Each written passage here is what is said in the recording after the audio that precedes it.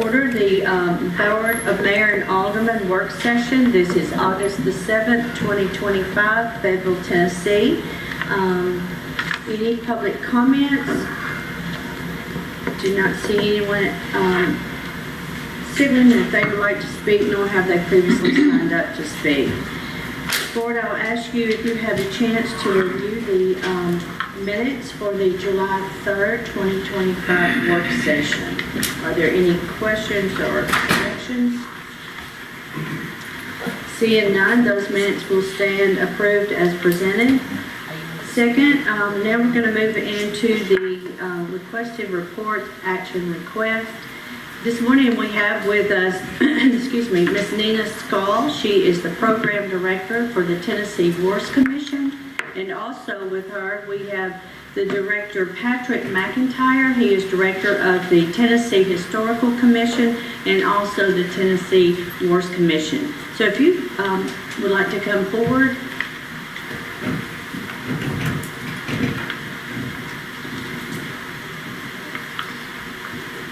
This is concerning a matter that has been on the agenda a couple of times, and everyone's very familiar with Camp Blunt.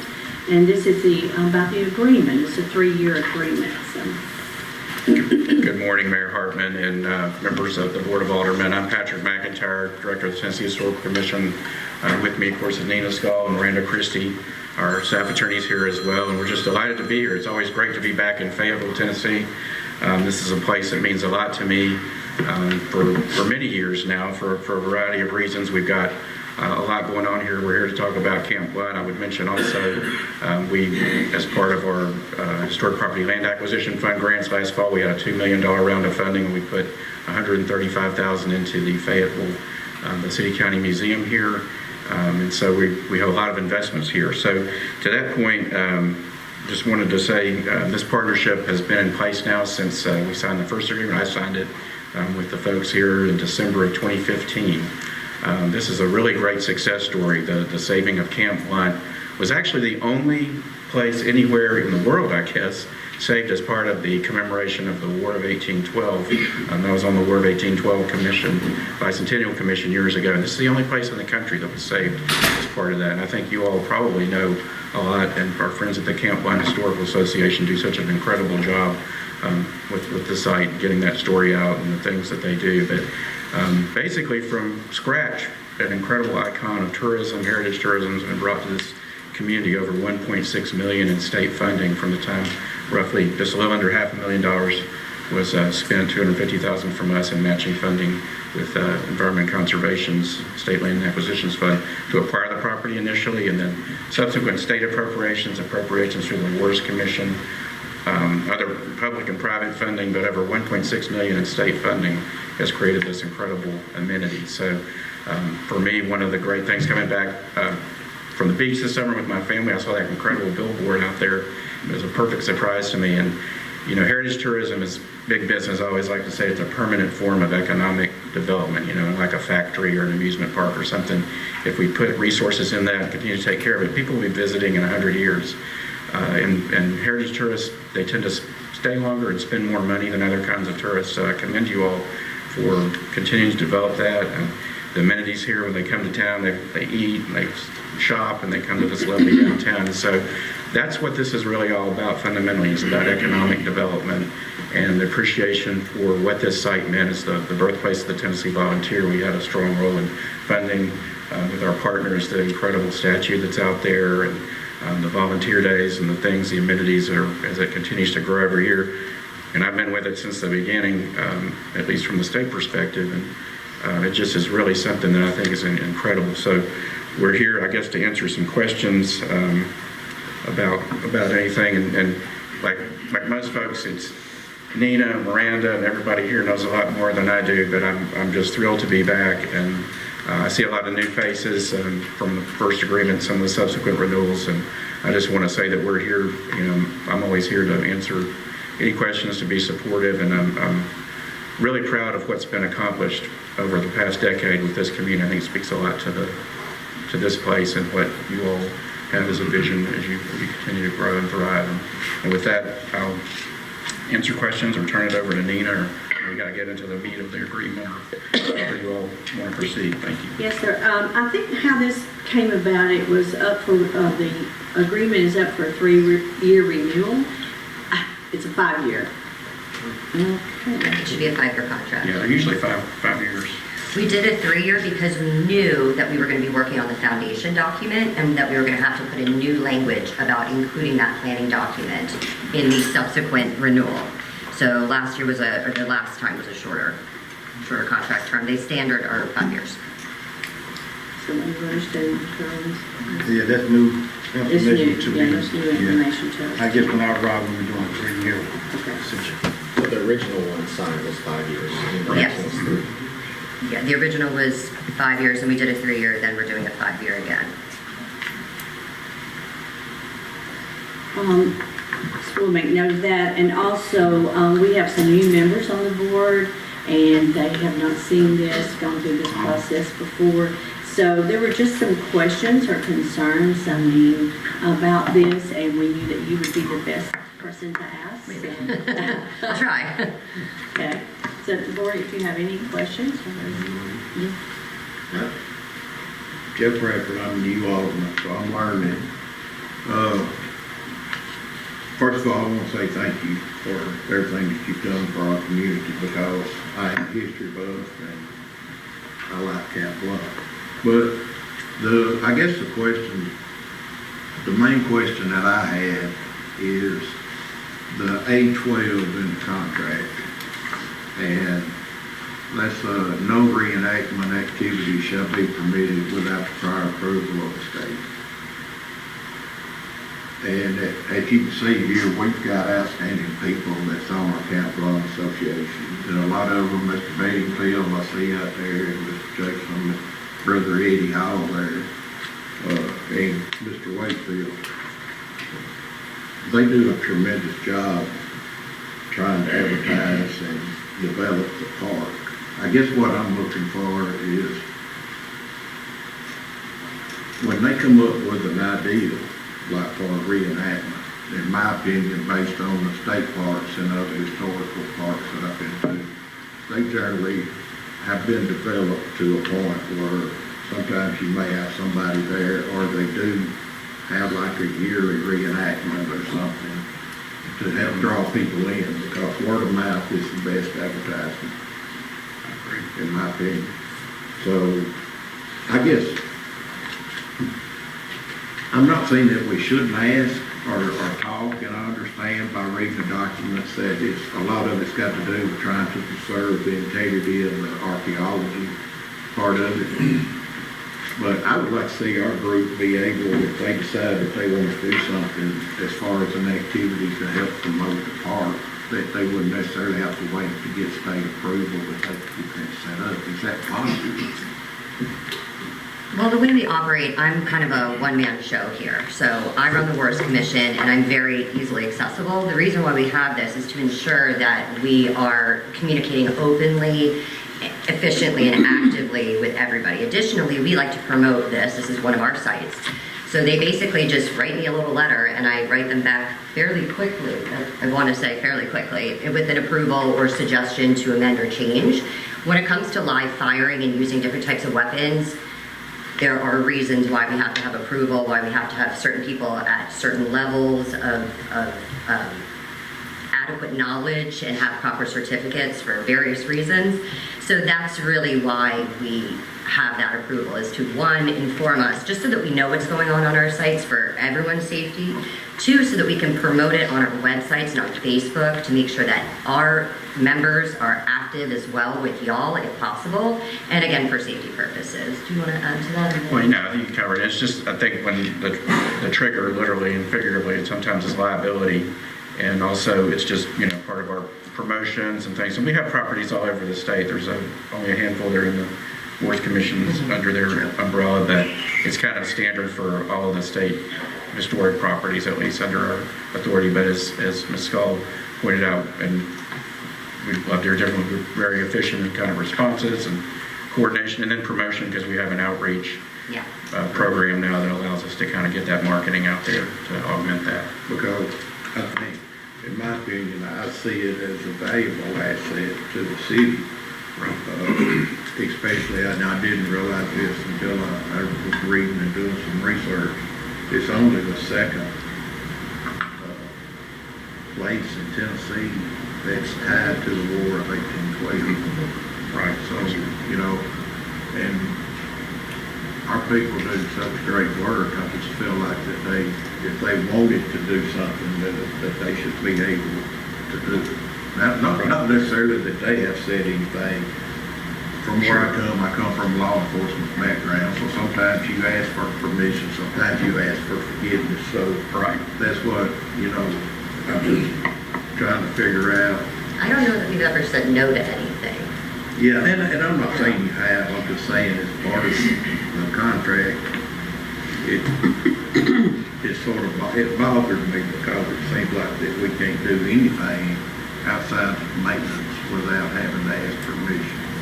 No, I understand that perspective, and it's really just more about, again, coordinating, informing, and then making sure that there's not something, if the state's exposed for liability, to say we want to do this, we want to have, you know, bullfighting or something. Of course, that's never come up, but that's the reason it's there. And then, you know, because we have a bunch of sites, and we want to, you know, be able to promote it or say, hey, that's great. It's great to have that update, since all these are state-owned properties administered by, you know, non-state entities. We don't have employees like state parks, for example.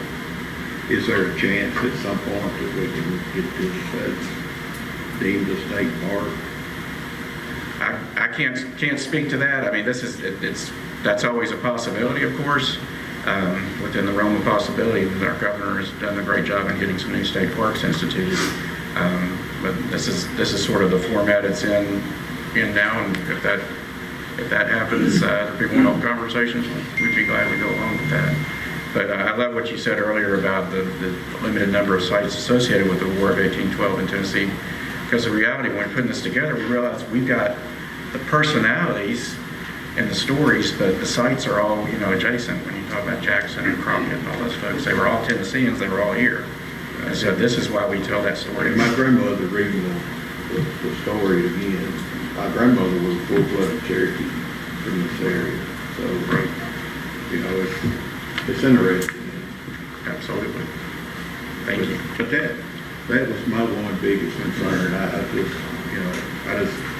thought the work that our group's done, and if they wanted to do something, I thought, you know, they ought to be able to do it. But if that's the way it's done, and our group are totally good with it, then. I mean, they do have my cell phone number. Yeah. It's mainly about, so they really can get me. It's mainly just about communication and information flowing. So again, if there was something that we read about in the paper later, then I'd like to see some kind of visitor center that we could maybe get some retired people, because right now most of our merchandise are Camp Bun and sold either from the individuals from the association or over at the courthouse. So that's true. That's a good point. Let me Go ahead. let me reiterate what Pete said. Absolutely appreciate, you know, all the hard work that's been put into this. I mean, historically, it is important. I mean, it goes back to, you know, the origin of, you know, where I was born originally is Texas. Texas came from Tennessee. You know, we admit that. I know, you told me multiple times. But I wanted to focus more on the contract side. So the contract that I'm looking at right now is the previous contract. So we don't even have a current contract in front of us for this. So the one that has Michael's name on it signed goes to the 25. I don't have anything current to look at for what we would be agreeing to. I'm sorry, if I had known ahead of time, I would have provided copies for everybody up here. I didn't have one copy of that at that time.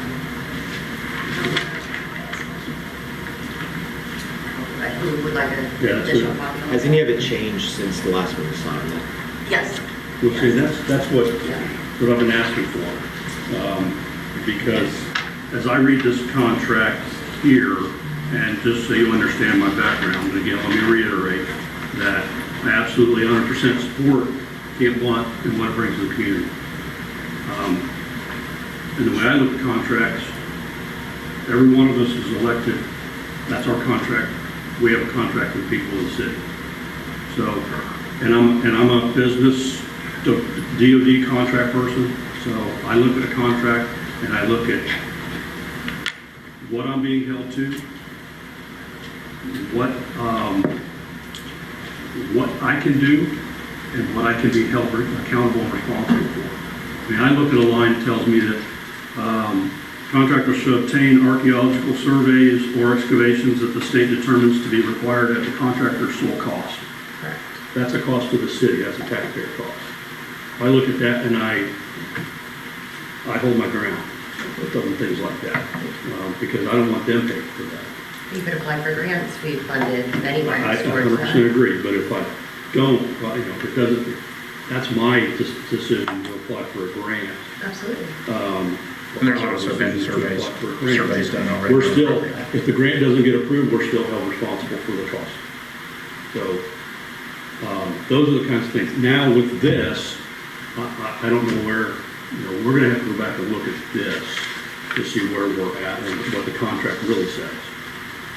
It may be a moot point at this point as far as our discussions of any issues associated with the contract or anything like that. But I don't know because I haven't read it. Well, surveys are associated with ground disturbance and projects like that, Right. and sometimes we also have some access, because we're state property, to the state archaeologists to come out and kind of look at these things, like for gardens and things like that. So that's the sort of stuff, just to let you know. The mowing and responsibilities that, and if we aren't for some reason, if we aren't performing, to a standard, or we're not performing to what's expected, liability of, we're on the hook, we're responsible for it, with no recourse. Part of why we're here is to help provide technical support and advocacy, and we are not in a position where we want to hurt you or hold your feet to the fire. We want to work with you so that if an archaeological survey, for example, is needed, how do we help get you those resources? If the Worst Commission Grant Fund could fund that, we would try to, do that.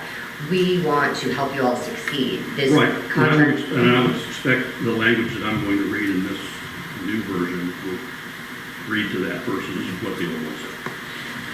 Right. A lot of the language is pretty standard. A lot of the new language in there revolves around the foundation document. I don't know if you guys have been made aware of what that is and why we're doing that. That is our primary planning document that we are going to put in place. This is going to help guide our preservation, interpretation. It's going to help guide your decision making. It's going to dictate data collection and needs that you may need to help further the site. It's going to help, like I said, guide interpretation, guide development, whether it be capital improvements or just putting up signage. That is the idea of this document. And please keep in mind this is a very rough draft. There are grammatical errors and things in it that I noted myself, so please keep that in mind. But we wanted to at least bring something to you that you could see. I know that it's been sent to Kevin and Mayor Hartman for their initial review. They were there at some of the planning meetings. And that's what this document is about, was bringing the community and governing bodies together, important stakeholders, to help decide what is important, how do we help preserve it, and how do we help continue to make this an asset for your community.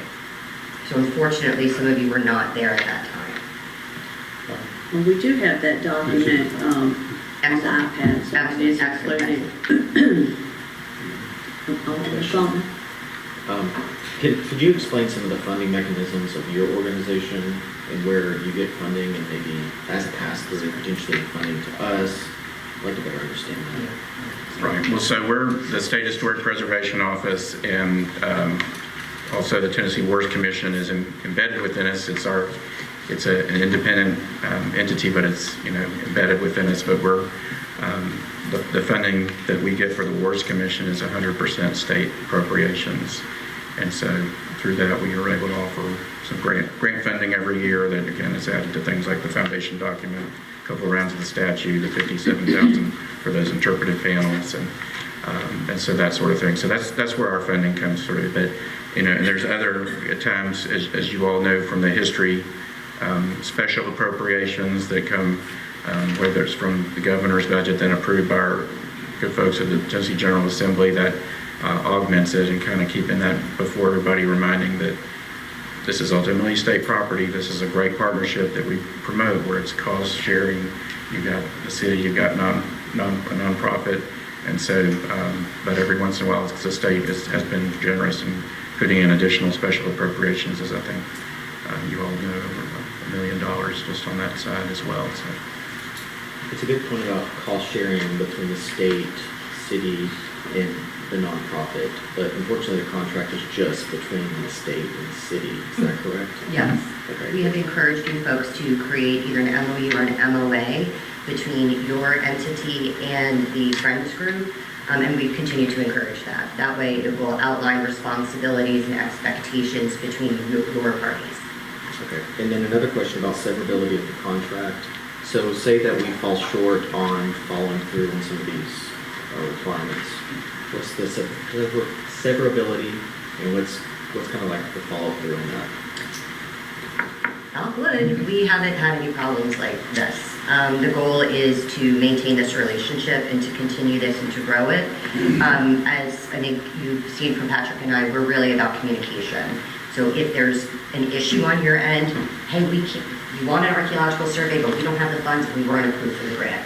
We want to work with you to figure out what we need to do to extend that timeline or pause the project until you can get that. We want to help you. So in terms of the severability, I have not had to deal with that. I don't know that you have had with the state thus far. This is one of 3 sites that the Wars Commission operates like this.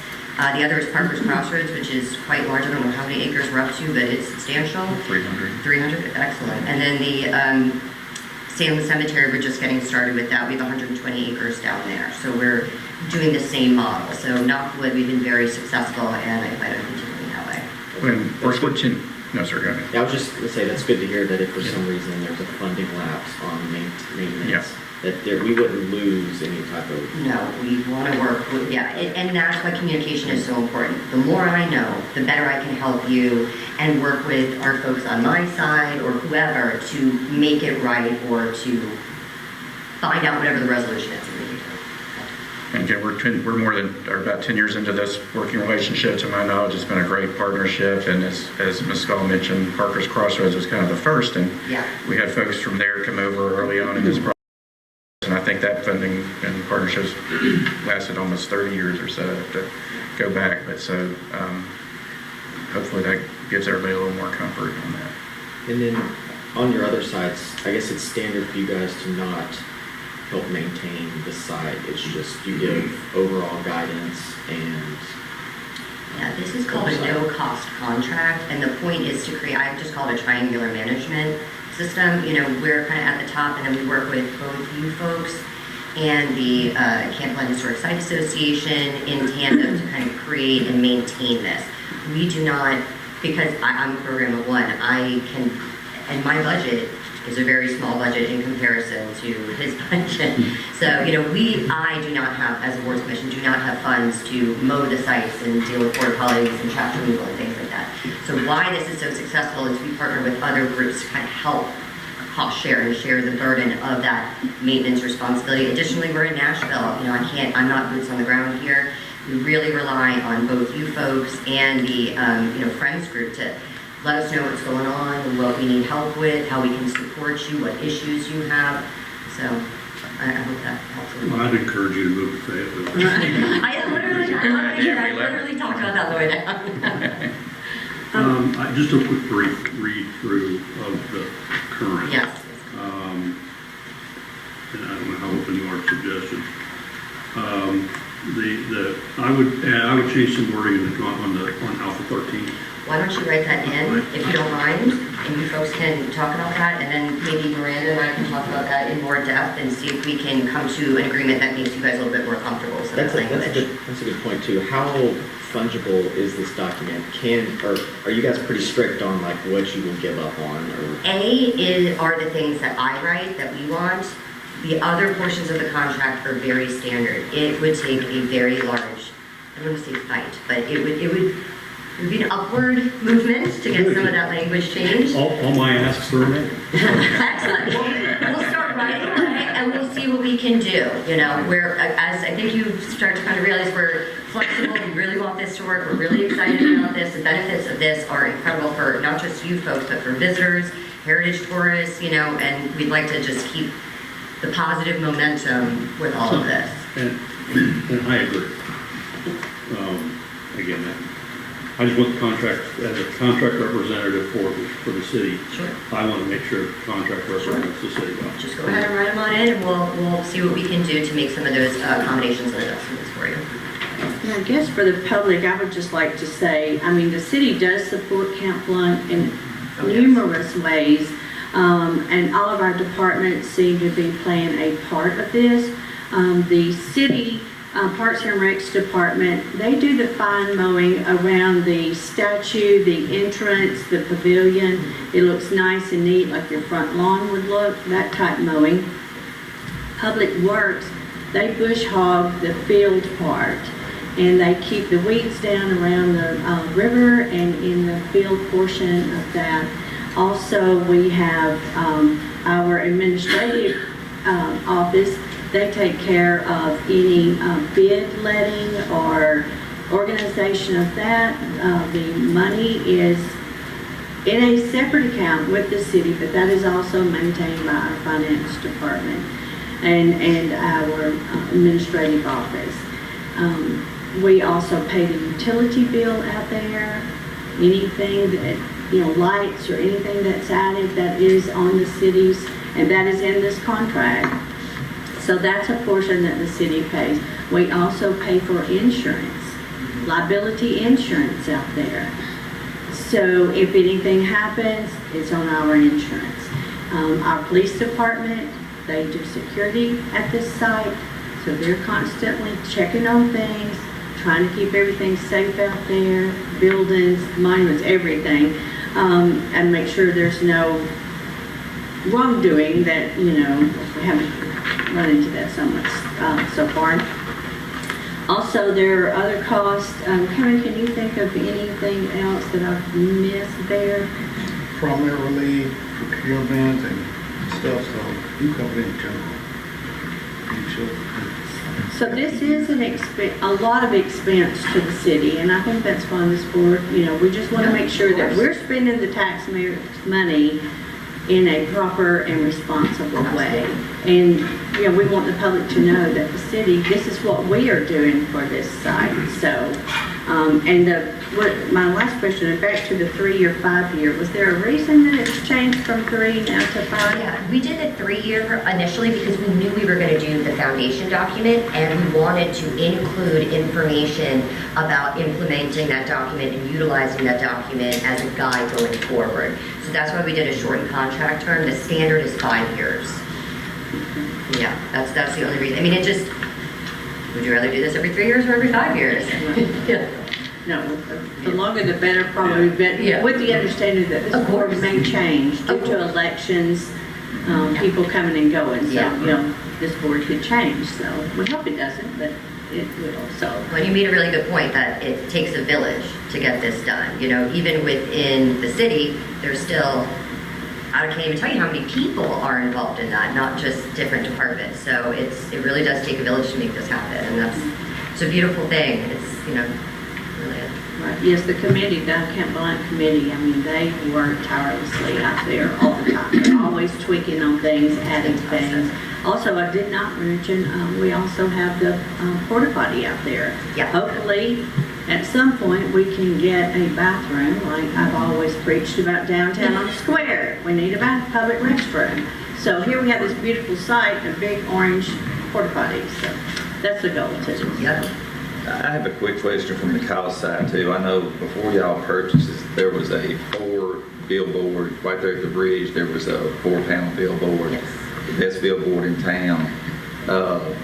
That is money right there. You talk about paying for things. Is there any chance something like that could come back to help us with the cost of maintaining the mowing and all the costs that we have? worked awfully hard to get rid of that billboard. But you see what I'm saying, I mean, that's a lot of revenue right there, you know, if you come back. Billboards, yeah, typically are things that detract from when you're trying to put the historic ambiance of a site back together. So from a scenic historic vista for all the attendant things, you know, the Secretary of Interior standards for historic properties. And yeah, and Nina, I remember that billboard. Now, I will tell you there's some billboard leases along, because Parker's Crossroads is on Interstate 40 that they're going to be there long after us, but they're things that are, you know, they're just set in place. But when they're advertising, you know, squirrel bait or something, whatever is up there, they're sort of, you know, detracting. You got cannons, you got this landscape, and can't overcome. So that's the reason for that. And, you know, just I think there was a business also at that entrance that, you know, again, that whole historic entrance sort of sets this tone for the visitor experience. And a visitor from out of town or even from in town looking at things, you know, you're trying to set your eye towards thinking about the historic events that happen. So. Would you be willing to deed back a small portion for us to place a billboard on? That would be a tough sell. That's probably, again, inconsistent with it being a state historic property. So. And once we do it for one, we have to Yeah. make an exception for all. So that's kind of tricky. It's a slippery slope for us when it comes to something like that. So I hate to say. Any other questions? We appreciate you coming this morning, cleared up a lot of things. Good. We'll have the updated contract for everyone, and we'll move forward. Thanks so much to Thank each you of you. so We much. appreciate you. Absolutely. Now we move into our department reports. First up, we have Parks and Recs, Director Nathan Browning. Good morning, and thank you. Thank you for allowing me to go first. We're short-staffed at the rec department, and I want to say a quick congratulations to our office coordinator, Miss Abby, and her husband celebrating the birth of their child, and that's where she is today. So I appreciate y'all letting me go first so I can get back. First on the agenda is the Camp London agreement. I don't think there's anything else to add to that. May I ask one question? One thing, Nina and I have been emailing pretty much weekly throughout the summer. If you all have any changes that we need to do, will you give a timeline to allow us to get it to Nina? I think the last one we had was this past Monday, so she can incorporate and allow everybody to review the revised contract. Yeah, I think that this new one needs to be sent out to everyone. And any changes you want as far as that.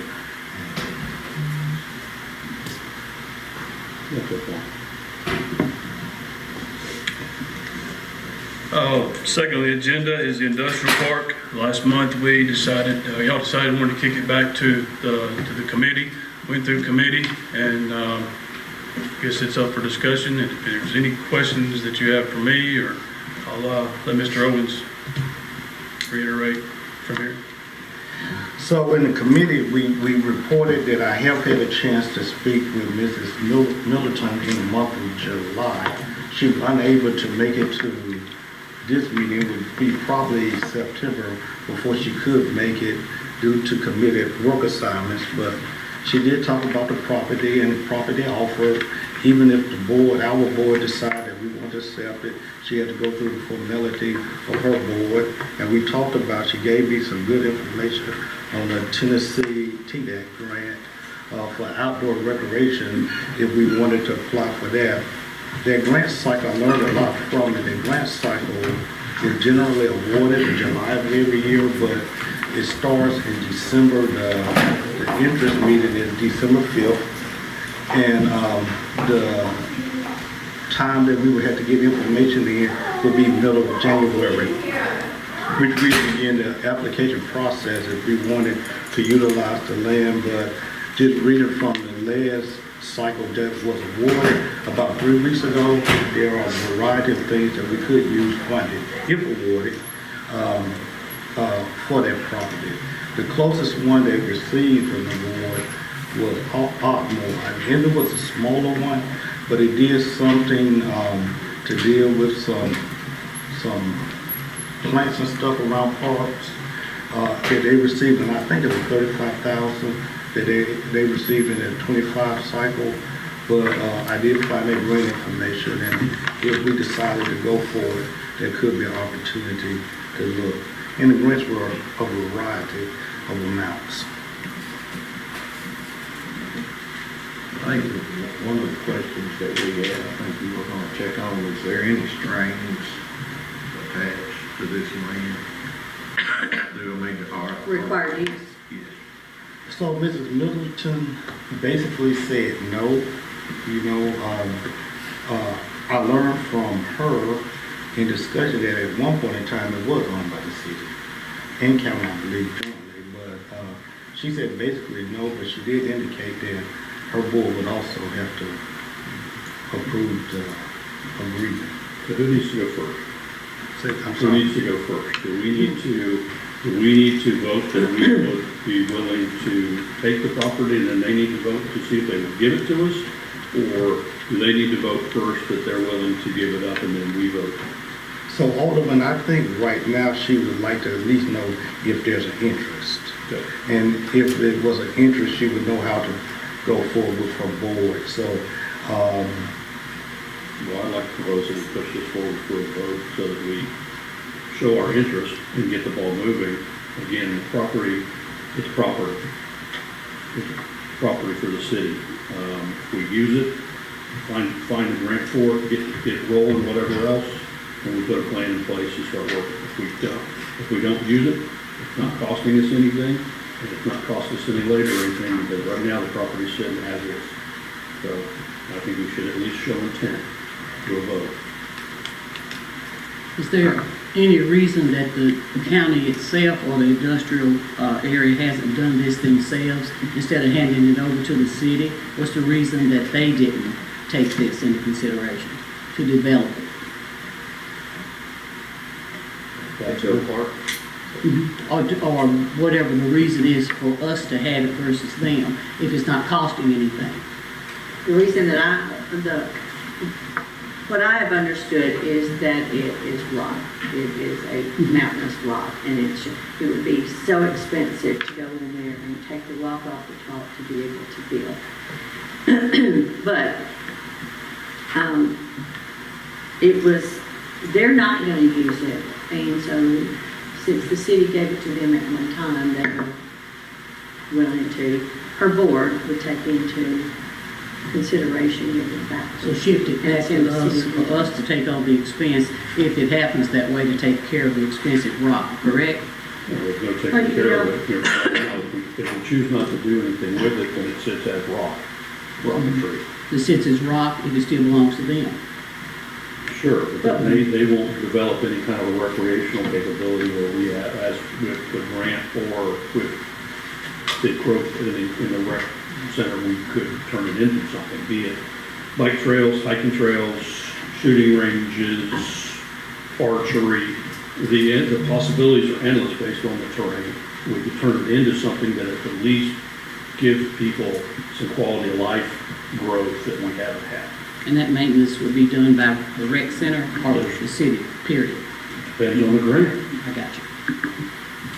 And if nothing is done right away, the way that I understand, there is no maintenance. It's trees, it's woods. There's a farmer, I believe, that cuts hay off, and he takes the hay. And so. Yeah, it sounds like it's kind of the same deal as the piece of property that's got the water tower on it. We don't maintain it, we just own this piece of property.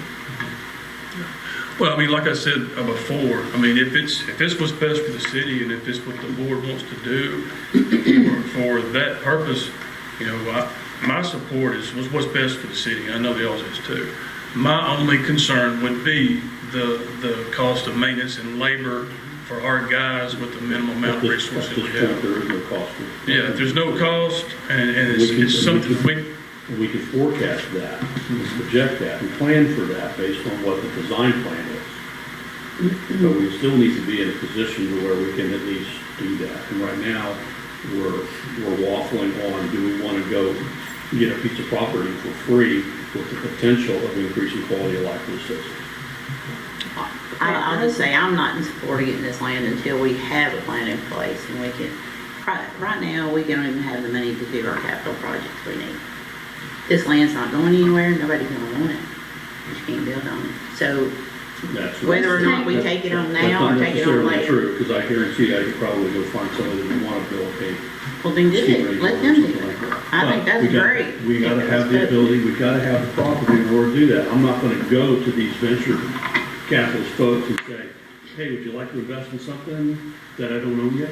Maybe that's the idea for the industrial development board. Let's just do this. Alderman Alder, this is to move it on to the board to vote whether we want to go forward. No. Don't move it on. You No. vote no. Yes. Yes. Yes. No. I vote yes, move it forward, let everybody say what they have to say, and so Debbie, if you're going to. I'd just like to add that it might Ladies. be easy, She can go ahead. Okay. thank you, it might be easier to move this to a strategic plan so that you can get all the workforce in it. Because you have to have a plan. I mean, if it's just sitting there, it can sit there for the other entity as well.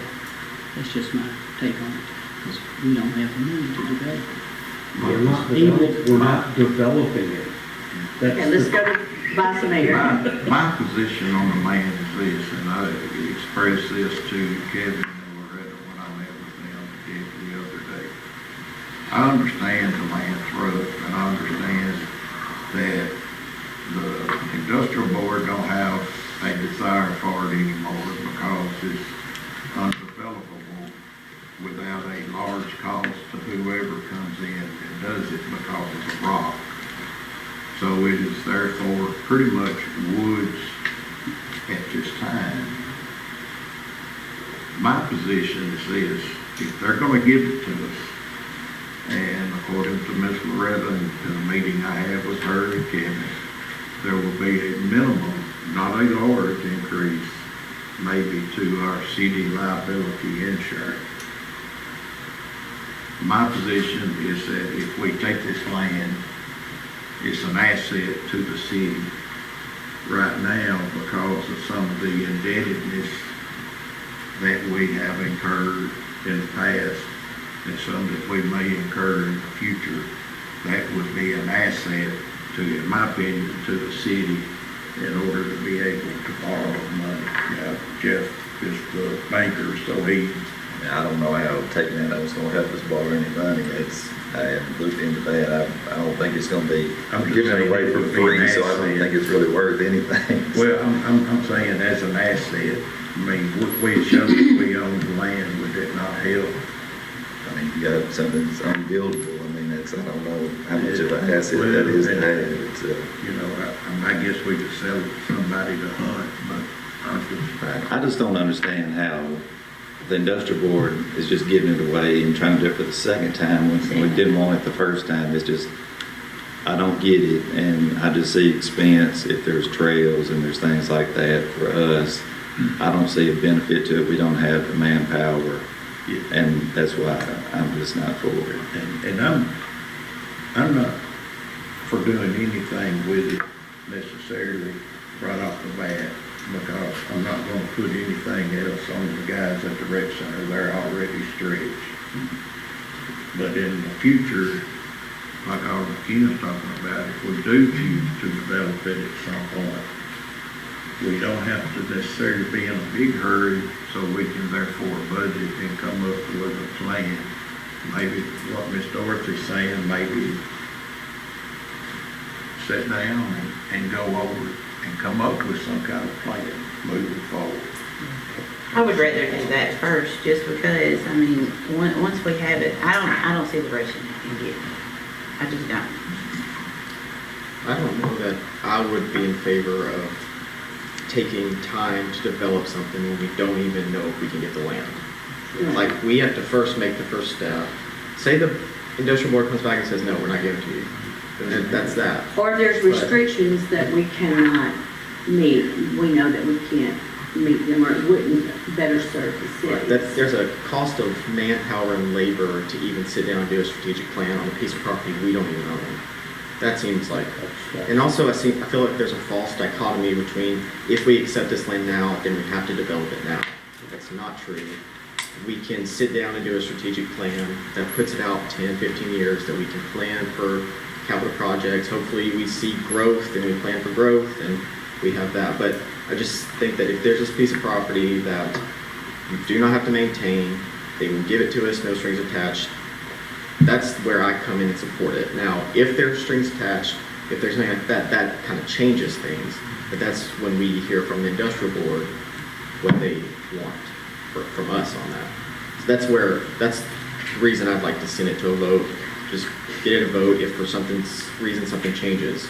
But I am not in favor of taking this piece of property on and immediately starting to develop it and maintain it. I'm not in favor of that because we don't have money.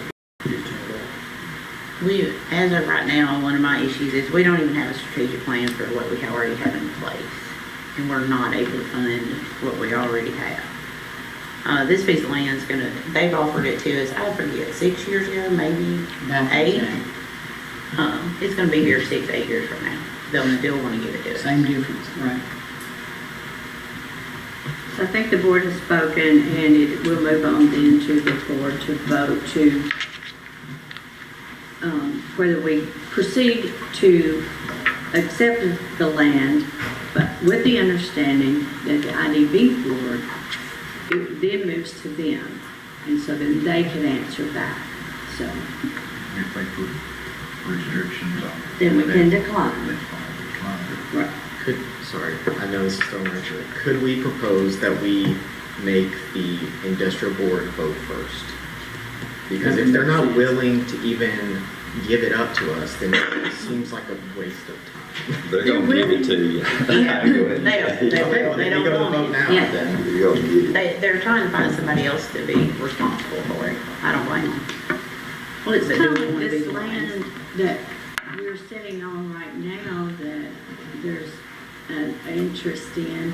How many years has the city had that? I've never heard of the land, and now all of a sudden, the city's got this piece of property that we didn't know that nobody maintained that, nobody built a park or interested in a park or anything, but I think we have to make the move. Yes, we're interested, and then see what they come back with. And the board is split 3-3, so we'll move it on for a vote and then go from there. So we'll have discussion on Tuesday also, so I'm sure. Okay, thank you. All right, number 3 is MOU City Schools Emergency Location. Every year, the school system have to come up with an emergency plan for each individual school and school system. They have asked to be able to utilize Don Davidson as a reunification site in case of emergency, God forbid anything happens, that they would be able to use that for a parent and student reunification site if they ever have to leave their campus.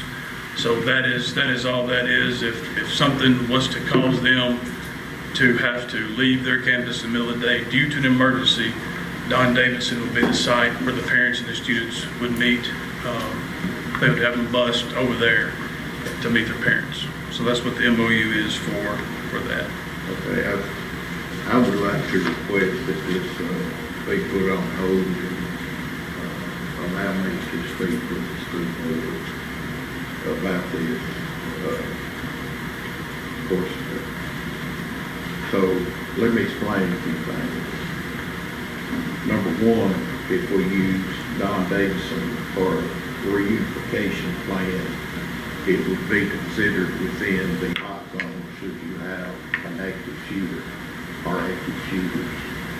So if somebody goes into a school and you have a secondary person that is outside, and this has happened in Oklahoma, you have one person inside or two people inside, they're shooting. So what does that do? Immediately the school brings the students out.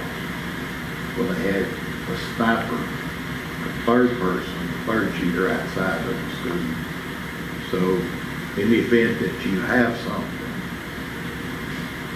your law enforcement's going to come in and they're probably going to lock down from Huntsville Highway to Pulaski Highway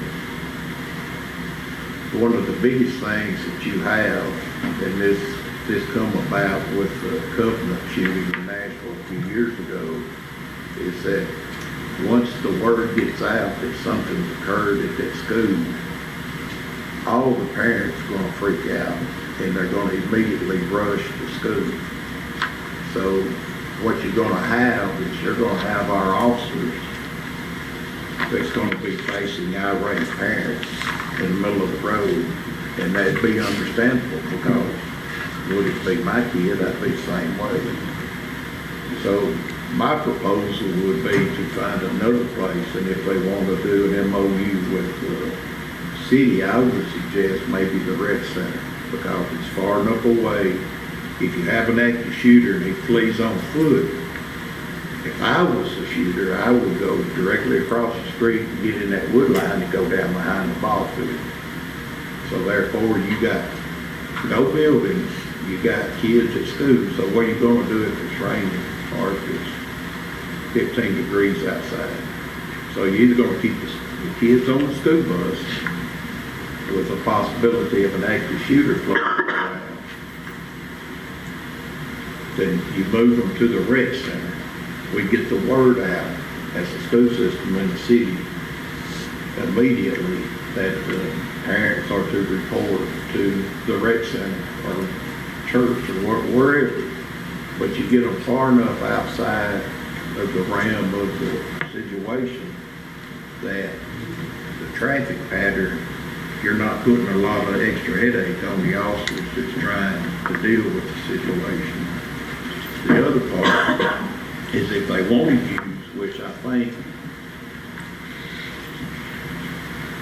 probably right in front of the school over there, and then of course the ball field at the back of the school, you could probably make a site for a chopper to come in there. But if they had a hot load and they needed to go directly to the chopper and they wanted to get them out of that area, they could probably do it at a ball field. But I think, my opinion, coming from where I came from, that would be the most logical thing, is that we're going to provide a place. It'd be the rec center. You have restrooms, you have a building, depending on the school. And, you know, if you go into a situation at our high school or middle school, you're talking about having to evacuate 2 buildings. So I don't know how to dispute it. But still, at the rec center, they would be safe. They would be far enough away, and you would have a 4-lane road for the parent reunification. Because I'm going to tell you, if you have something like that, and I was here and worked the school shooting we had at the high school, parents didn't get thrilled. So that would be my recommendation. And you know if have you asked them about it? I just wonder, because I know they were working with the Department of Homeland Security to come up with the plan. Do you know if this was from Department of I don't know. My Homeland? understanding is that they've done this is just a continuation. Okay. And I think they also need to include Chief Jennings because it's in his jurisdiction. I realize county, TBI, everybody would come, but it's in his jurisdiction, so I think he needs to be involved in this agreement too. Before I came over here, of course, I was at South Lincoln, a school administrator. And every year we had to sit down and meet with the proper authorities in order to come up with this emergency plan. The police department, fire department, they're all involved in making this plan. The school board, I know Mr. Jones, Ms. Carla had called me, said they have met, and this is what they had come to a conclusion with, that would be the best place for this. But there is a packet that every school should have their own individual plan, and it's about probably 75, 80 pages thick of their plan, and it has members of everybody. This is your responsibility. And one of those responsibilities is to contact parents. And the thing is that this is a well-known establishment, so if it's at the rec center, the community, whoever will know that the reunification site would be at the rec center. So it wouldn't be a surprise to everybody, unless something has changed over the past couple of years. But I'll be more than willing to talk with Ms. Carla and just let her know that it hasn't been, I think they have used EMA building before. And she just asked for that, so I thought I'd present to you. And I think previously we'd used the National Guard Armory across the street, and now they've sold out to TCAT. So, Has either one of the chiefs been talked to about this? I mean, were y'all aware that it was going to be that close proximity? Not with the city school system, but I can relate on the county. I had been involved in the county. Mhm. They're utilizing, unless anything's changed, they're utilizing fairgrounds in Frederick Fairgrounds would be fun. Is there any way to get that answer before Tuesday? Well, I'm just worried that, I don't want to put it off because school has started, and I'd rather have something in place where they know they can go. I can go up after the work session and see if Mr. Jones is there and talk to him. I would like to send this to Tuesday. If for some reason there's a delay, then we can change it then, but I really don't want to put this off. is there room at the rec center for parents and buses to come? I have not looked at the rec center for that, because that takes a little bit of planning to see as far as entry and exit, and as far as logistics go, as to what you're talking about. Yeah, I would be surprised if it would. Yeah, it would be tough, just because of the landlock that really is, and the parking. Well, and the fairgrounds, I mean, they might could use the fairgrounds too, unless it was a tornado that hit both schools or something, but, because that's close. Chief Jennings, have you had any input in this? And I have not. okay, so it's new to you too, so, yeah, we need to get more information. I think pushing it a week, 2 weeks, in order to get the appropriate people involved in communicating with the board, and obviously, they didn't go to the right people and talk to the right people, so I do believe that should be, I mean, that's, again, that's not you came forward with something, you know, that's pretty good. But it's between Ms. Bradford and the appropriate chiefs, I think that should take place before we even look at it. Is this a voting matter though, or is it just for information only? Well, I brought it to the board, or to the committee as information. I didn't anticipate, but I wanted, since it said MOU, I did want to bring it up to committee and then bring it to work session and just in case there was an issue. Now, to be completely open, I spoke with Ms. Carla and I told her, I said, I don't see it being a problem for the immediate use. If something changes, I will let you know. So I just need to clarify with her, if something was to happen tomorrow, what their plan needs to be. I think they need a more deliberate plan to it. It doesn't look like they did a deliberate plan. It looks like they did. Neither chief has been. And it is, it's one of those top priority documents that needs attention. And I know it's changed in the last 2 years, starting the end of last year. Homeland Security is present in the schools quite often. Right. So that may be something that they've been working maybe with Homeland Security on, is didn't reach out to local. Well, I know Homeland Security did come and do an audit with them, I don't know if it was last year or 2 years ago. I don't know, he was in about once every week last They come year. last year, but our Homeland Security officers, the former sheriff of Giles County. Okay. And also he sat on the state board for SROs for the last 20 years. And I find it very hard to believe that he would agree to having a place with no building within the hot zone. Okay, so what says the board? Do you want to move it to Tuesday and hope to get information, or do you want to put this off to, Well, if it's not a voting matter, is it a voting matter or something? Mr. Hill, do we? I think it's probably appropriate Yeah. for the board to approve entering into this Yeah. MOU. So we can either put it off to Tuesday, but I don't know that there's going to be enough time to get with the chiefs, to get with Homeland, to get with everybody, you to get with the school board. I could give you probably an answer whether or not they have consulted with Homeland Security.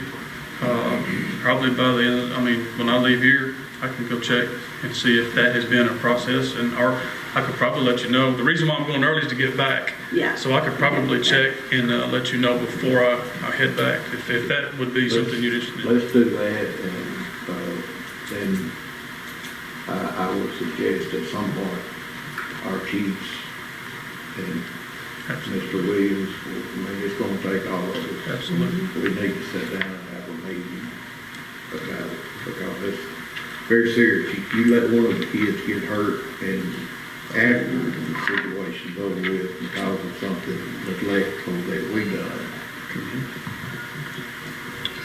So, Okay. one other, sorry, another question. So discussions need to happen. Heaven forbid something happened before those discussions happen.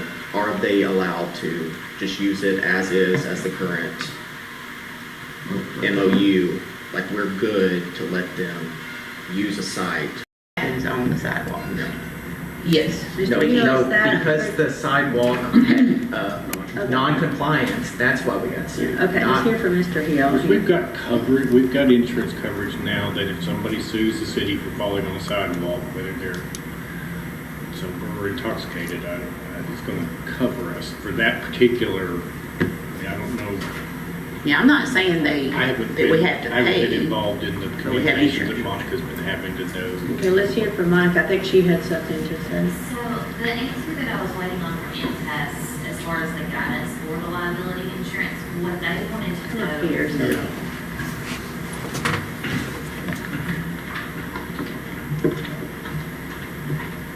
As far as the guidance from MTS, what they wanted to know is what exactly the city was proposing, what the agreement would look like, what your intent would be, what the new ordinance would be as far as the rules of what the city is providing.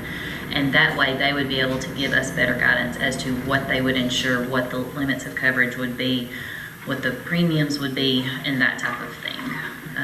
I think they would cover it up to whatever their legal limits are, but it would just kind of depend on what you agree upon as to what it would look like. And so that's what I don't have back as far as those details, and then the premiums of how much it would increase.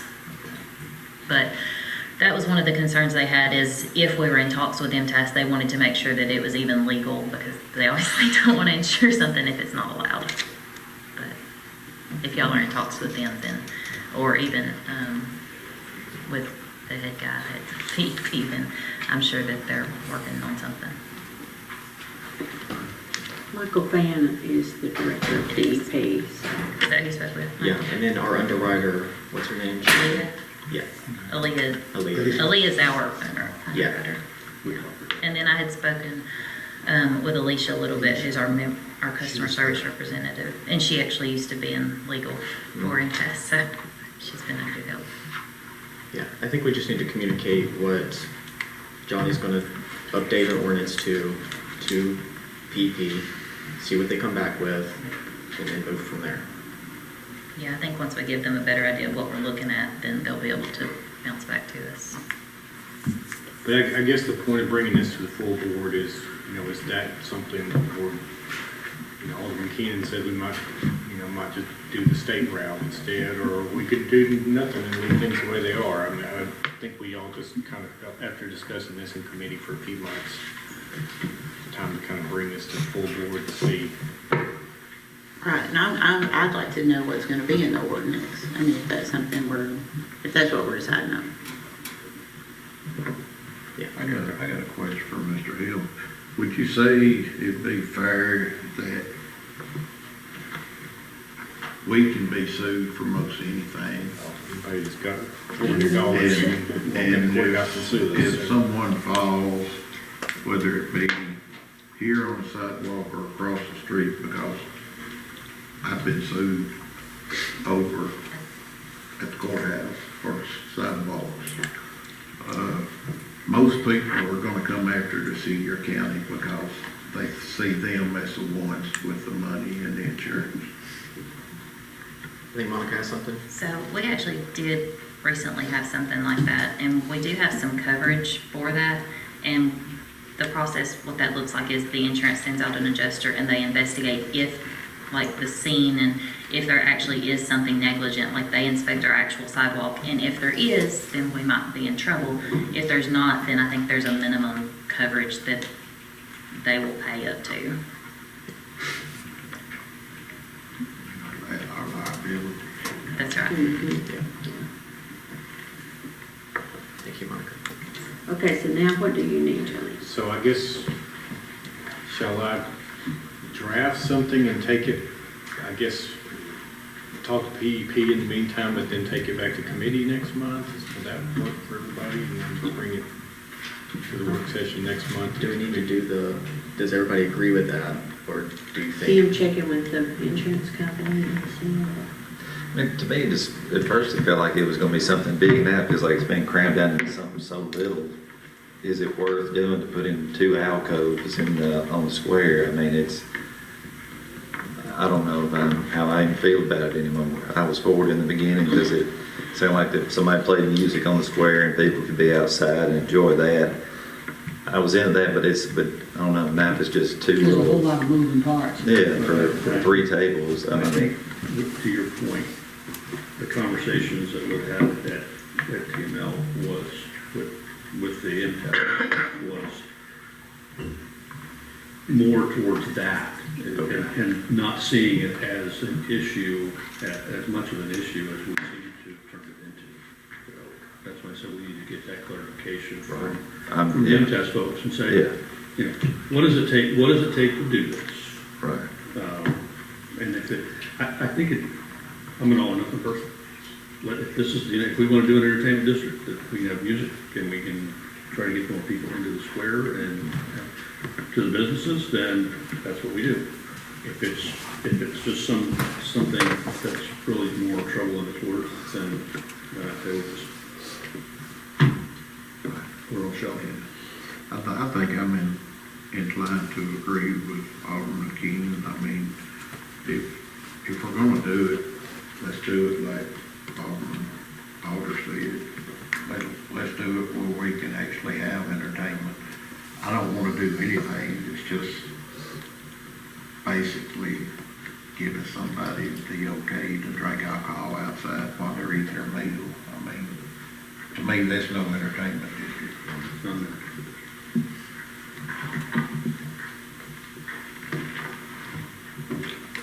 Fact, there's none. Did you get all that, Johnny? Okay, I'm not gonna So swear. I guess that's what I'd like to know. I mean, does the board want to pursue the tables at the restaurants as a first step, or would you rather just let's start working with Pat Marsh or somebody to see if we can get? I don't even know if it needs to go to that level. I think my impression that I got from them was it's not that hard. So, I think you had been talking to Ab at MTS attorney. which Pat Morse are you referring to? Sorry. Impasse Pat Morse, right? Yeah. Yeah, okay. I was saying. All right, I agree. I agree with you. When you said Pat Morse, I'm thinking that's probably a little higher we need to go with this. Well, no, if we have to get legislative approval, I mean, I think we're gonna need somebody like Pat Marsh, Representative Pat Marsh, to marshal this through the state And those legislature. conversations will be had. Agreed. Where I'm held up is, what happened in Winchester that they dropped it, or have they dropped it, and why did Shelbyville? Well, and I think, you know, there was a common misperception that these are everywhere, and they really aren't. And I talked to people in a lot of the, you know, I would hear, well, Winchester's got one, Shelbyville's got one. So I talked to the city administrator in Winchester, who's a friend of mine, and I talked to people in Shelbyville. And it seemed like a lot of communities had looked into this, but then had just kind of dropped it. So I don't know if the state system is more complicated than what MTS is representing it to be, but I mean, I certainly see the benefits of going through the state and the end result being what the original plan was.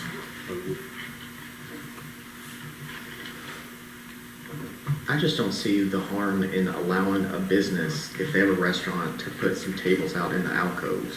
I don't know why we can't just update an ordinance to include that and then pursue, if you want to do an entertainment district, I kind of see them as now 2 different things, like let a business that has the piece of sidewalk in front of them, or the alcove in front of them, change the ordinance to allow them to have tables out there and eat food. And then if you want to go about an entertainment district, that you have to get an approval from somebody above us.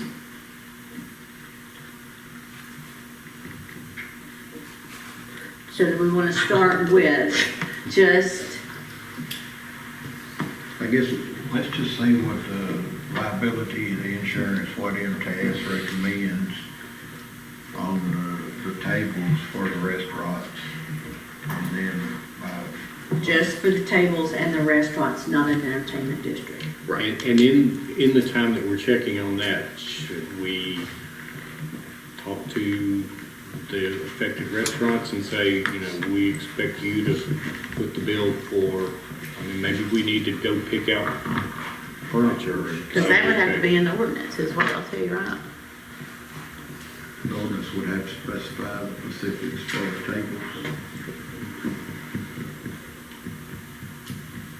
Or just have general guidelines that we handle the way. Well, can you just, whatever's in the ordinance now that makes it where you can't have anything on the sidewalk served, you just remove that from it, and then you would go through a planning and codes process for determining in this area what you could have.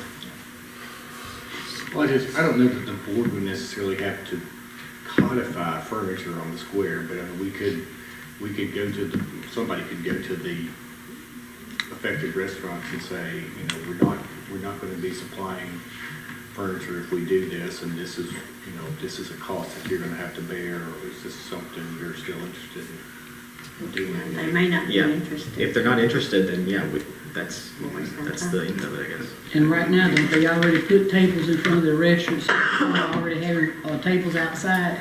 They have a little bit of everything, and that's one thing that I think Public Works and probably Codes, Ms. Smith, has been working on. Once the sidewalks, telling them what they can have out front and what they can't, because in some areas it has cut the sidewalk to less than 5 feet, and they're not allowed. So that's got to be gone around and taken care of, and I know Jack and Joe have been working on that too. What about the restaurant that wants the tables but doesn't have the area? Chrissy Ray's, I know, just recently got a big... Well, that's what we were saying, it would have the, maybe the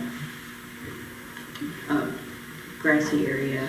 It's not grassy, it's mulch, it would be concreted in at some point.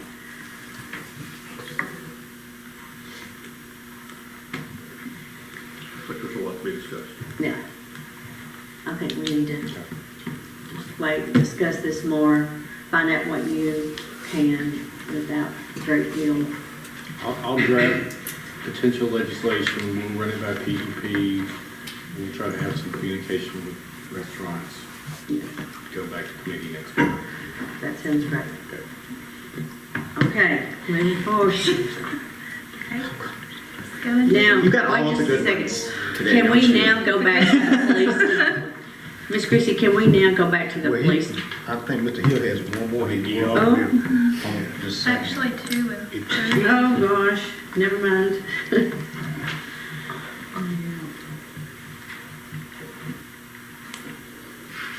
Go ahead, So, Jack, she's saying. inoperable vehicle. So I guess we've got an inoperable vehicle that Garrett primarily has worked up. I've put a few fingerprints on it for the board's consideration.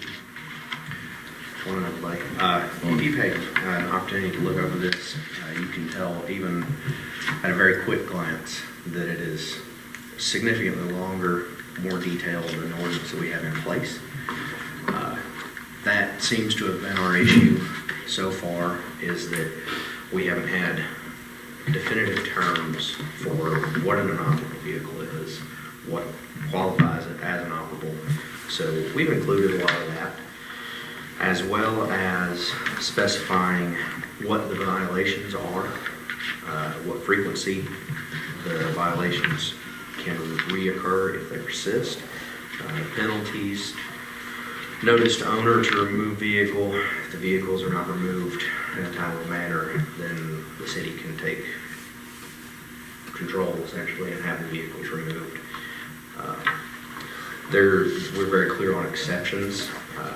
In this most recent iteration, we have removed under exceptions section C, removed the insurance and registration for restorative vehicles.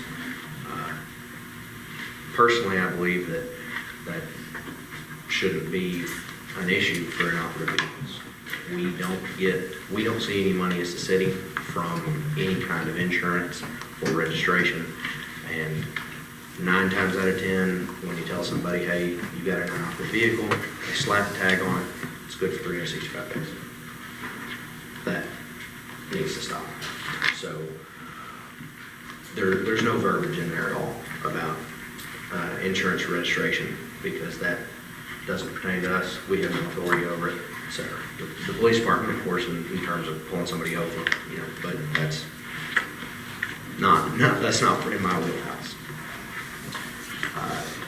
I did have another thought about another thing to add into it, and I'd like your consideration as well. Specifically notating that inoperative or junk vehicles are not allowed for art or signage purposes.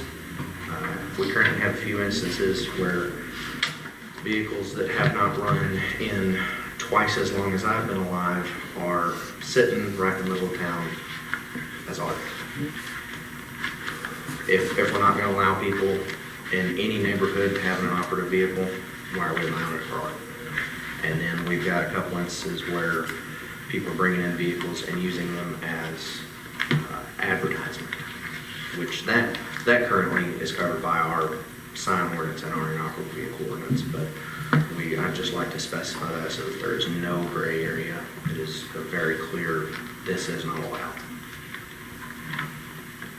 As well as including verbiage to limit the sale of vehicles. Not going to say anybody can't sell a vehicle in their yard, but if you've got 4 cars sitting in your yard, that kind of constitutes you as an auto dealer. And if you don't have proper paperwork, it's a no.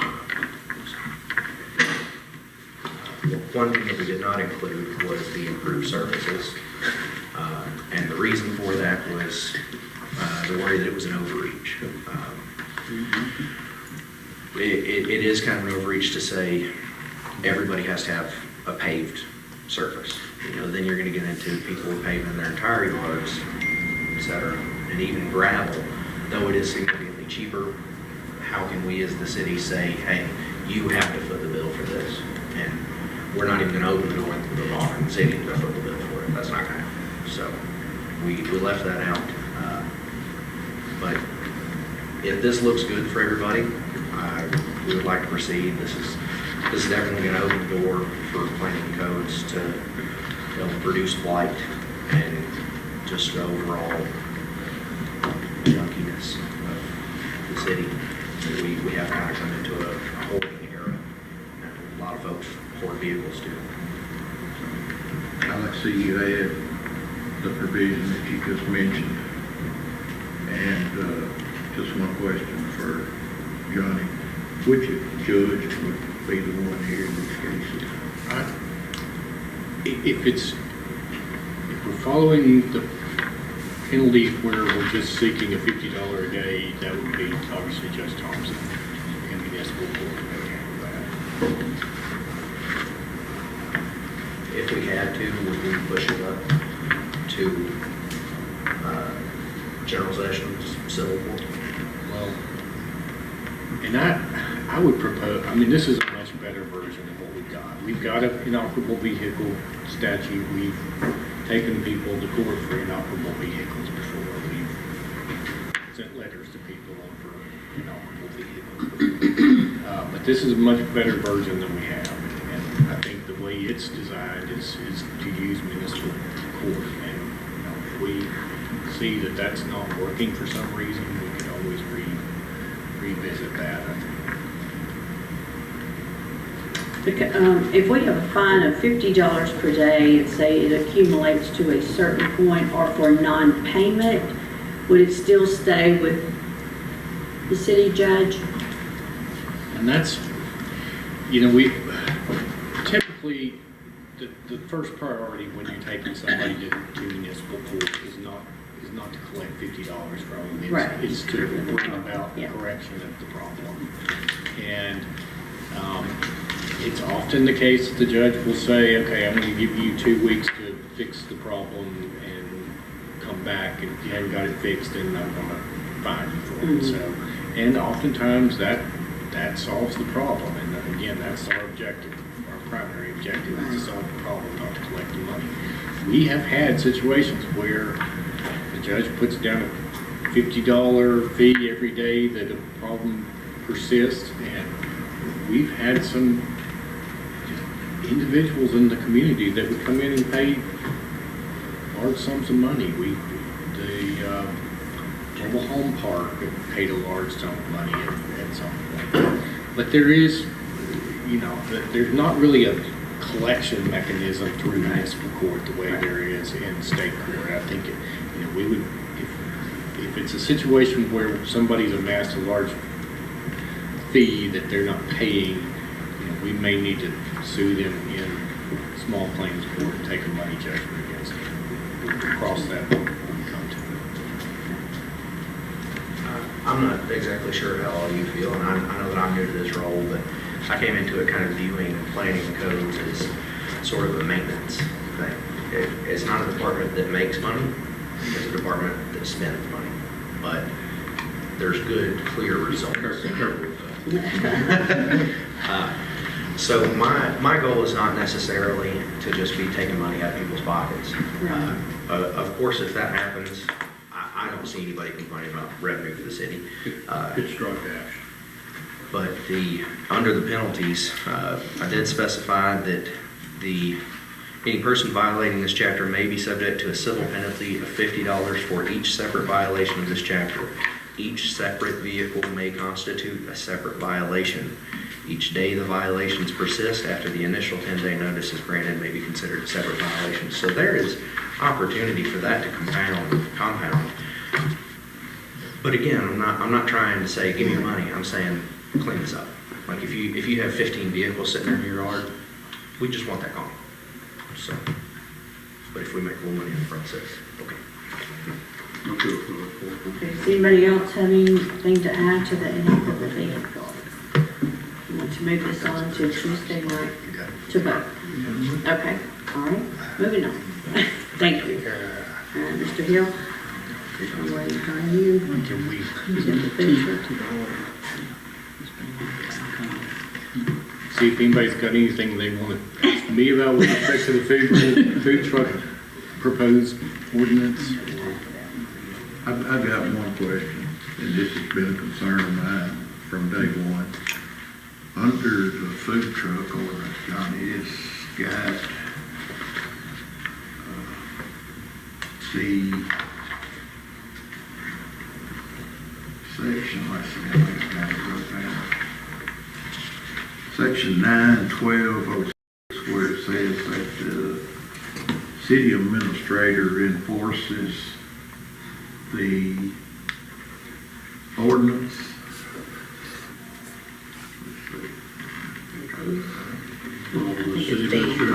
Oh, yes, B, where it says the city administrator or his designee shall oversee the enforcement of these provisions. The suspension, revocation of vendor permits. I've explained to the city administrator my concerns over this. I feel like basically what we're doing is we're making our city administrator the officer, the judge, and the jury, because he hears all three. And in my opinion, that's not good business, because I would argue if I was a citizen that that's a money-making racket that the city's got, because the man that's deciding whether or not I lose my license permanently, and he's the one that's going to decide if I get it back or when I get it back.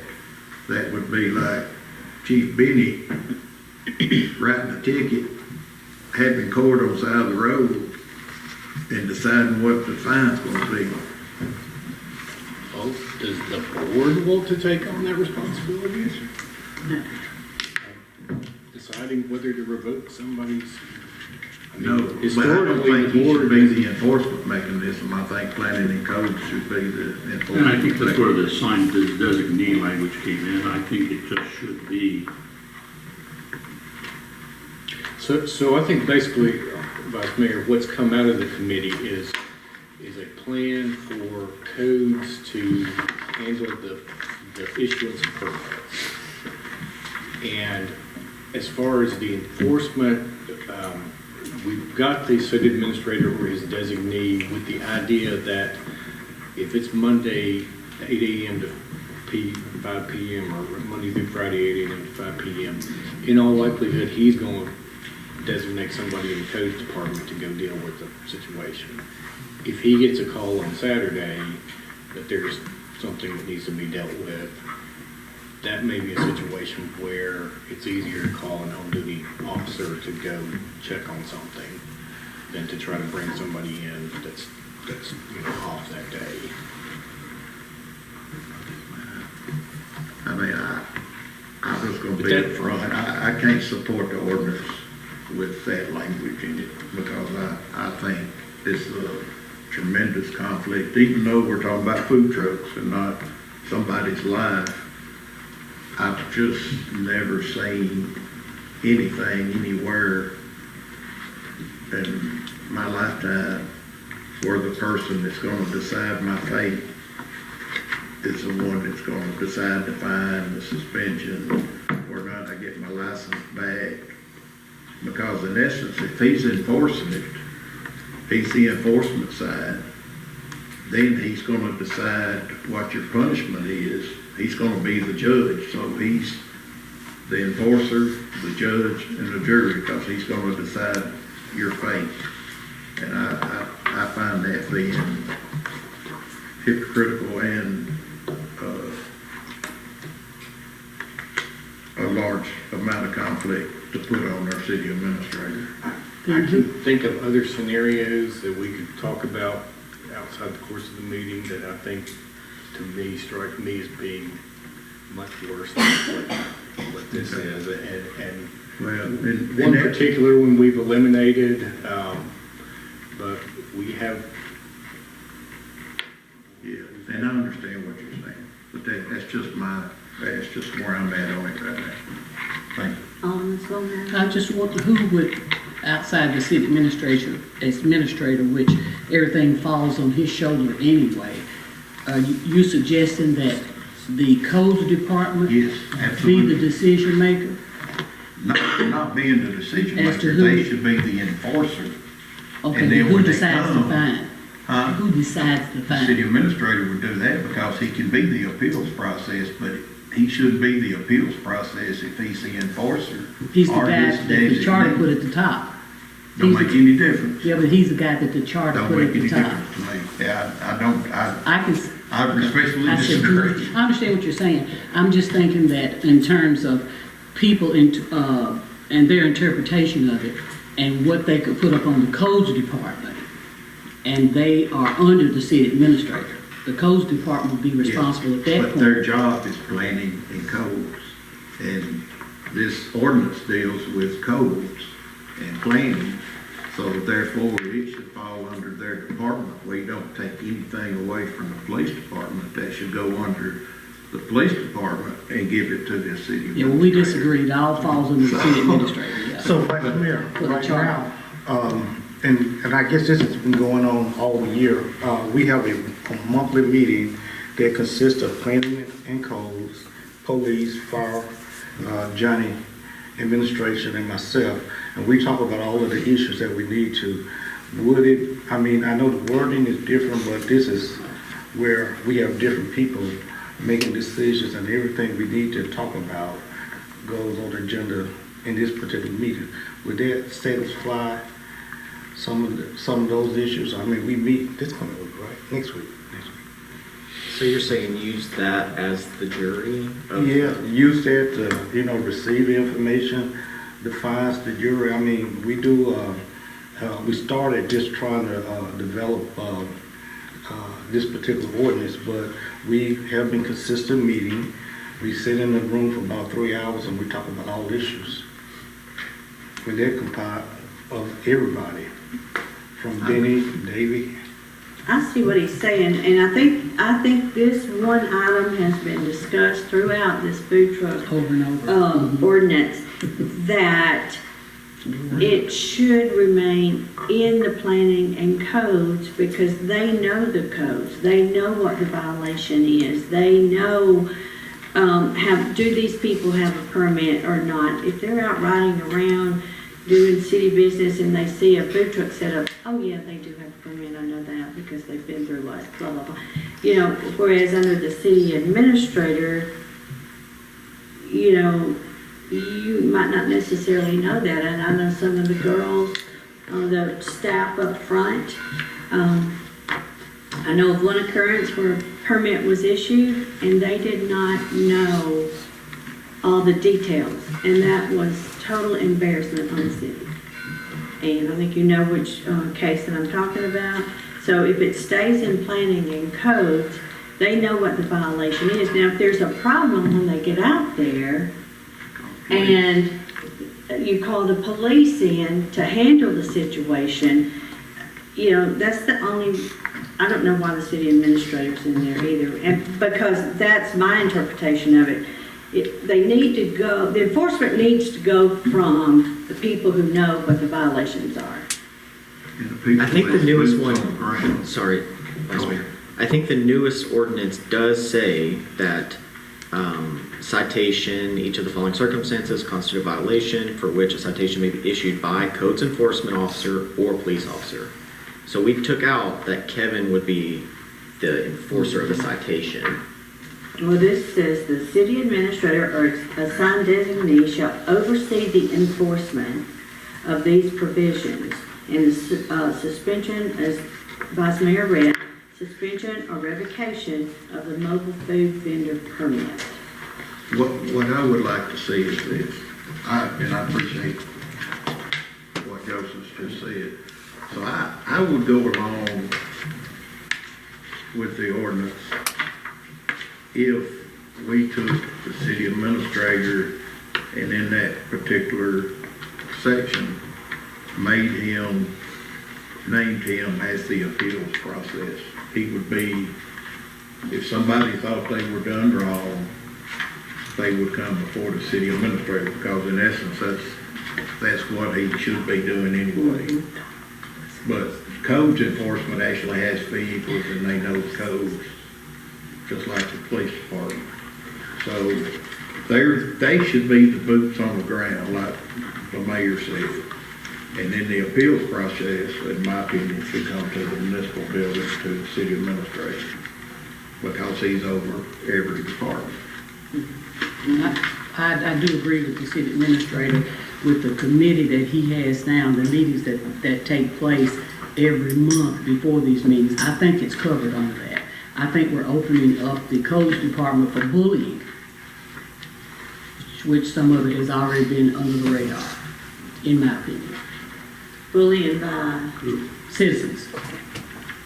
If their interpretations of it, to get their interpretations up front, this means this and this means that. It's right there in black and white, but we've had numerous interpretations of all of this. That's why we're still here, talking about this. When the MTAS has looked at it, the attorney has looked at it, we've come down to something that works for everyone, basically. And we're going back and forth to get one paragraph changed. We don't have to go back to the I'm just saying, I understand what you're saying. I agree. I hear what you're saying. I'm just saying this is simplified. It's under an umbrella that takes care of all of it. We can make it as difficult as we want to, or we can leave it like it is and let the chips fall where they may, because it comes to the city administrator anyway. It's going to anyway. Can I ask one clarification? I concur with, sorry. You're good. I concur with Alderman Bradford for the simple fact that I believe he needs to be out of that and more into the appeal process, so I would suggest to amend it to the city administrator's assigned designee. take people out.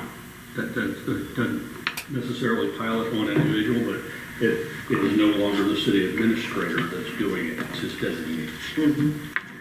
I have the question about clarification. So the B, which the city administrator or assigned designee shall oversee the enforcement of these provisions and the suspension or revocation.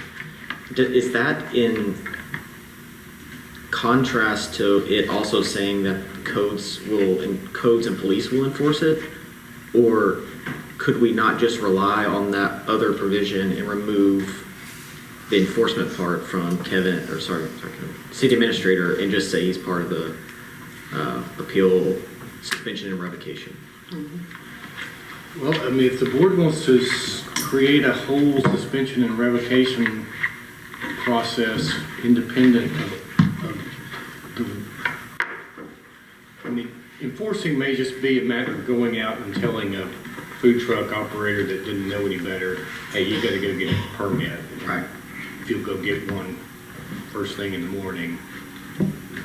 Right. I guess I would feel better if city administrator would, if B was totally left out and then they do whatever they're gonna do. But I don't like the fact that we got our city administrator on the hook for somebody to, as Ms. Dorothy says, and she is exactly right, because I think there probably is some bullying on this, but. And to your point, Vice Mayor, in 1209, there is an appeal process to the city administrator in the event of a denial, suspension, or revocation of a permit. So should, I mean, why, I mean, I guess, we why do we need B in there? Because it's already specified down in the appeals process, and we could move suspension and revocation out of B and probably clarify in 1209 that somebody other than the city administrator makes the initial determination of whether a suspension or revocation is appropriate. And then there's an appeal process for it in 1209. But why would you even have B? Why would he need to oversee the enforcement? Because you've got the codes. Because you're going to have instances where Kevin gets a call on Saturday and somebody says there's a food truck parked in a parking space in front of my business. Or, there are a lot of situations where, Garrett may not be on duty and somebody just needs to go over and say, hey, you can't park right there. You need to go park. You're welcome to go park at Stonebridge Park or something like that. It may be, that's enforcement right there. So I'm okay with the way it's worded because I know that Kevin knows at the end of the day, everything ends up on him. Comes right back. Am I right, Kevin? I mean, yes. at the end of the day, everything comes to you and then it comes to us.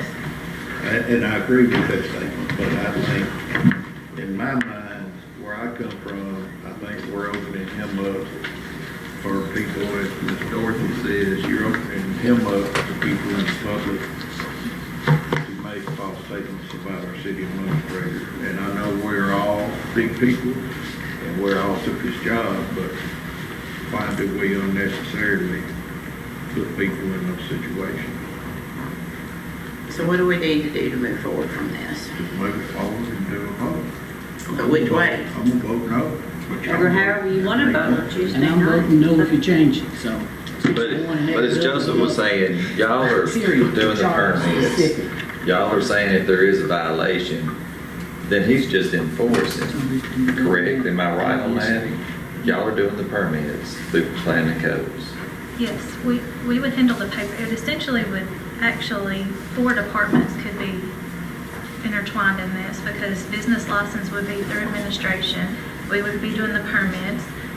Chief Bergman would be doing the fire inspection. And there are times where police has help with enforcement, especially on weekends. And as far as if somebody's in violation, y'all are the ones checking that as well, right? It's not Kevin trying to say. No. Yeah, see, I'm good with how it reads, because he's just, if there is something wrong, y'all let him know. Then he says, okay, there's a problem here. I don't have an issue. And that's why we changed the verbiage. So I'm good with moving forward the way it is. You I am are, too. you just wanna stay in, I don't know. It's saying what this document is saying, in my opinion, is what's happening anyway. I will say that before it, we did not have in there the enforcement by codes, issued by codes enforcement officer.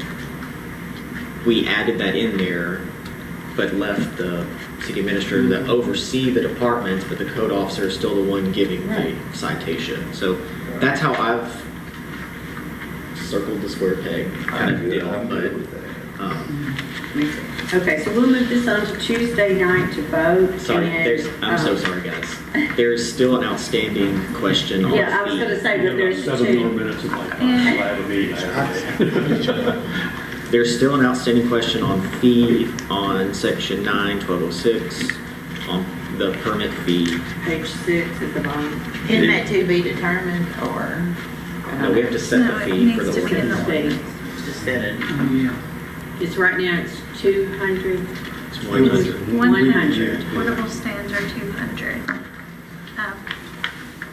And we need to look at that portable stand. Well, we want the fee to match. We have people with portable stands who want to try to fit in the food vendor category because it's a lower fee. Whatever it lands on, we want to bring that forward and we want it to match. It would just be cleaner. Prior to having, so I know a lot of you are new, prior to having mobile food vendor ordinance, everything was under one umbrella, under portable stands, everything. The fireworks, furniture, food, everything. In 2019, with the first Fridays at that time was being introduced, that's when this went to a standalone document. It was much cleaner when the fees matched. We have issues with that almost every week now. Mr. Hill also added in a section on tents because it was, everybody classified this as the food truck ordinance, mobile food vendor.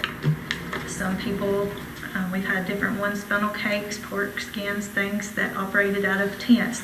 Actually, just Slawburger now has a food truck, but they were operating under a tent. Chief Bergman did say that he could still do his inspections if it was a tent, so Mr. Hill did add that in on this working document. That's one of the paragraphs that's highlighted. And then also he needs to add it in. I've already talked to Attorney Hill about it, but on page 6, under number 10, under C, number 10, he is going to put a statement in there about no residential properties are allowed to have mobile food vendors set up. It's clarified in the location and in the definitions, but it would be, we want to add that in there so that it's crystal clear. Do you have a recommendation for the fee? Personally, I'm for 150. I think that's a good compromise. It would raise the mobile food vendors 50, but it will lower the portable stands 50. It's a good way to meet in the middle. It just averages to $12.50 a month. That's another thing that we did do in our discussions. Previously, mobile food vendors expired December 31st, no matter what time of year you applied for it. Now, just like portable stands, we're doing the full 365. So it's fair. So personally, if you're asking my opinion, I like 150. I think it's a good compromise. Revenue was a big talk during budget time, so I think that's kind of give and take. So that's just my opinion. I like that. It came to our committee, and not to our committee, but we discussed it after that committee met, and I was of the opinion that it's fair that way, because you lower it on one and brought the other one up, and there would be no one trying to get into a lower fee scale, and it brings it even across the board. What does the big fireworks tents, are they portable stands? And they're gonna pay $150? Right. And they're gonna make tons of money? I think it is, I think- I think What those about- need to be separate, and I don't believe we need to go above $100. We're still competing with other communities to charge them $50. A year? I Yes. mean, Yeah, it's Yeah, up that's to low. 50 is low. That's It's not revenue. Yeah, I like the 150. What about the stand, because I got a call, a little girl was selling flower arrangements, fresh flower arrangements on Mulberry Avenue. We- What is her fee? We took, well, actually, that had to be shut down because it was residential, so Okay. that's been taken That's care been of. out. Okay, Yes. so if she moves to a That would spot. fall under portable stands, which would be 200. And I think, I want to caveat something, 200. that I think our next adventure, we have a lot of adventures in planning and code. Well, I don't get along sometimes, but the tent ordinance, I think, or the tent one is what needs to be addressed next. And the way that I see this is, I think it should stay at $100 here, and we should go in and address the tent and have a fee schedule for your tent type. So say that your fireworks stand, you have explosives that could be quite a show in the middle of the city, you have a higher fee because of but you have a farmer that wants to set up a farm stand, shouldn't be paying the same amount as a fireworks stand or some of these bigger festival stands. So I think, my opinion is we keep the fee as it is now, as it's been, and then we take on the tent subject with a fee schedule on what categories of those tents, portable stands, need to be. So the tent is gonna be a separate ordinance? It's It's already technically a a separate portable ordinance. stand. It's not the tent ordinance. It's Portable classified in stands. the municipal code as portable stand. But the problem we're having now is that we have these two separated that way, and we have people trying to get the lesser fee, trying to pay the $100 because they want to change who they think they are. I don't mean that unkindly, but they want to level down so that they could pay less, not 200, but 150 takes care of both of them. I just don't see it in a vacuum. I see it as You create a scale. what that in the tent section would be, they would not want to come over to here in this ordinance if their fee structure is more in line with what the business they're actually producing. Whereas when we're talking about food trucks and kind of everybody wants more food options, everybody wants, every time you do a community survey, that's what they talk about. And putting that, an additional burden, even though we do see it as small in this vacuum of Fayetteville, compared to other communities, those trucks are not going to come here if we keep jacking up that food truck price on the permit. So that's just why I think it should stay at 100, and then be addressed portable stand should be addressed separately and not commingled. The board want to move this on to Tuesday night, or we still need some work? I would like to move it on. Okay, moving on. We'll move it to Tuesday night, and we'll have a vote on Tuesday. What dollar amount are we going with? I know I was at 150. I've always wanted at least 100, so I'm good with 100 or 150. It's, either one would be fine with me. I'm good with 100. There's 3 100s. That's 4 100s. So it'd be $100. So we're saying that the 200 goes down to 100 and decrease our revenue from that, or? No, That's we're what not they touching said. that one. We're not This is touching just that one. for food This is truck, just period. food truck. This is just. We're not touching portable. But they're all in this No, ordinance. that would have to No. come separately because that's a separate code altogether. Okay. We're just discussing that because, just to let you Okay. know the problems and issues that we face. So we're just clarifying that the food trucks are at $100. They're Correct? currently, And portable stands will remain at 200 for now. Okay. Okay, so we're going to move this on to Tuesday night for a vote with a fee of $100. Okay, we've got one alderman that needs to leave, and I need to make I got about 10 minutes, I need to make a phone call to cancel 11 o'clock appointment. Chrissy, you want to finish your report, and then Chief, I'm sorry. We'll take it. I just have one more action item. This came out of the Planning Commission. We're just doing the zoning map recertification. All this is so that we can put it on the website and hang a hard copy in our office. We've only had 2 zoning changes. First of all, let me state, we're not changing any zoning on any property. This has already been completed. May of =23 is the last recertification of the map. We rezoned 1107 Hedgemont Avenue since then, and then 1632A Huntsville Highway. And all of that has already been updated by Ernie Qualls on our zoning layer. So we just want to, it's came through Planning Commission, recommended up to this board, and then the mayor would sign the hard copy of our map. The two changes, 1107 was the old Stonebridge Academy, and then the 1632A was where we carved off the lot to put that cell tower on the Riverside property. That's the only two changes that we've had. So this is just formally recertifying our zoning map.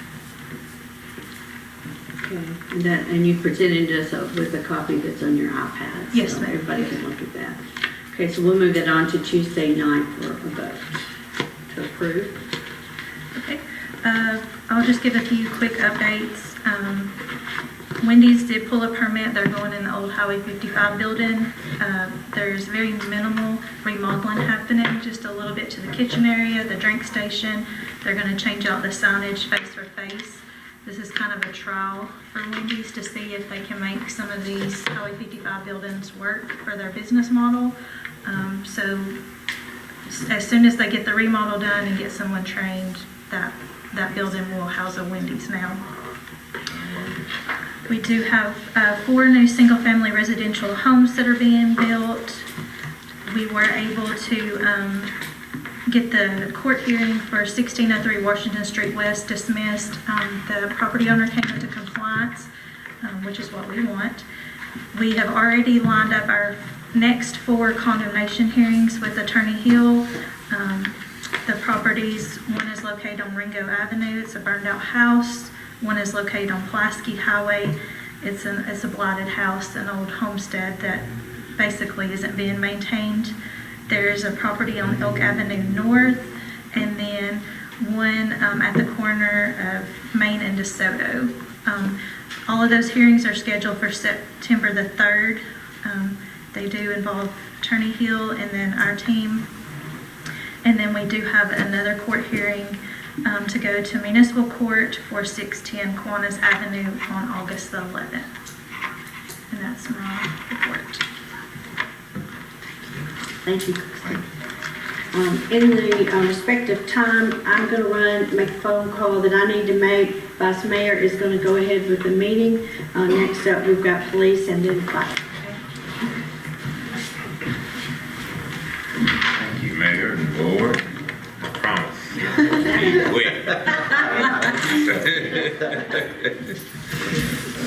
First up on the agenda is two permits, Recovery Fest permit, which is October 18th, and then Fayetteville United Methodist Bean Kickoff permit for August the 13th, which is just a few days. We have looked at those and the police department has approved those. As far as the police department update, we have 2 officers in the academy now, Toledo, with about 6 weeks remaining. And then this Sunday, we have 2 officers going to Blount County to their academy. They start Sunday. I have hired 2 more uncertified officers that will we're trying to get them in the November class, but that will probably be impossible, so it'll probably be January. But the main thing I want to say, as of Monday, the police department is fully staffed. And that's a tribute to you all and to everybody that's working at the department and my command staff. They have done an excellent job in recruiting and retaining what we have. And just this week alone, I've had to turn away 3 certified officers that came looking for a job. So that's a testament to the culture that we're building over here. And as always, we will continue to strive to do better. That's my report. If there's any There's one you missed, the permit on United Methodist, the Bean Wednesday. Yes. If you want to say something on that, we'll move that one on. Did you, unless I missed it, did you say something about that one? I thought. I did. Okay, I'm sorry, I missed it. He was going faster than mine. I got you so fast. I apologize. It's okay, I'll come back. Trying to get y'all back. Okay. Chief, tell me what you're doing today, by the way. Oh, tonight at the museum, 7 No, o'clock. I'm talking about, the cookout. Football. Oh, football. August the 14th, next Thursday.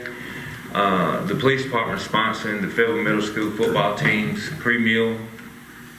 So we got donations. Natalia gave us donations, and so the police department's going to be cooking for the middle school football team before the game. So if you're out that way, stop by. It'll be hamburgers and hot dogs, but we're going to try to do this more often. Yeah, thank you for being so involved with the community. I think overall perception of police is kind of at probably a low right now, but I think you have been great at our police department. I think people in the community see that and see how helpful policing can be in a small community like this. Thank you. Appreciate it. That's my report. Thank you, sir. Thank you. Pat yourself on the back, chief, 'cause you changed the culture at the police department. Yeah. Well, thank you. Appreciate that.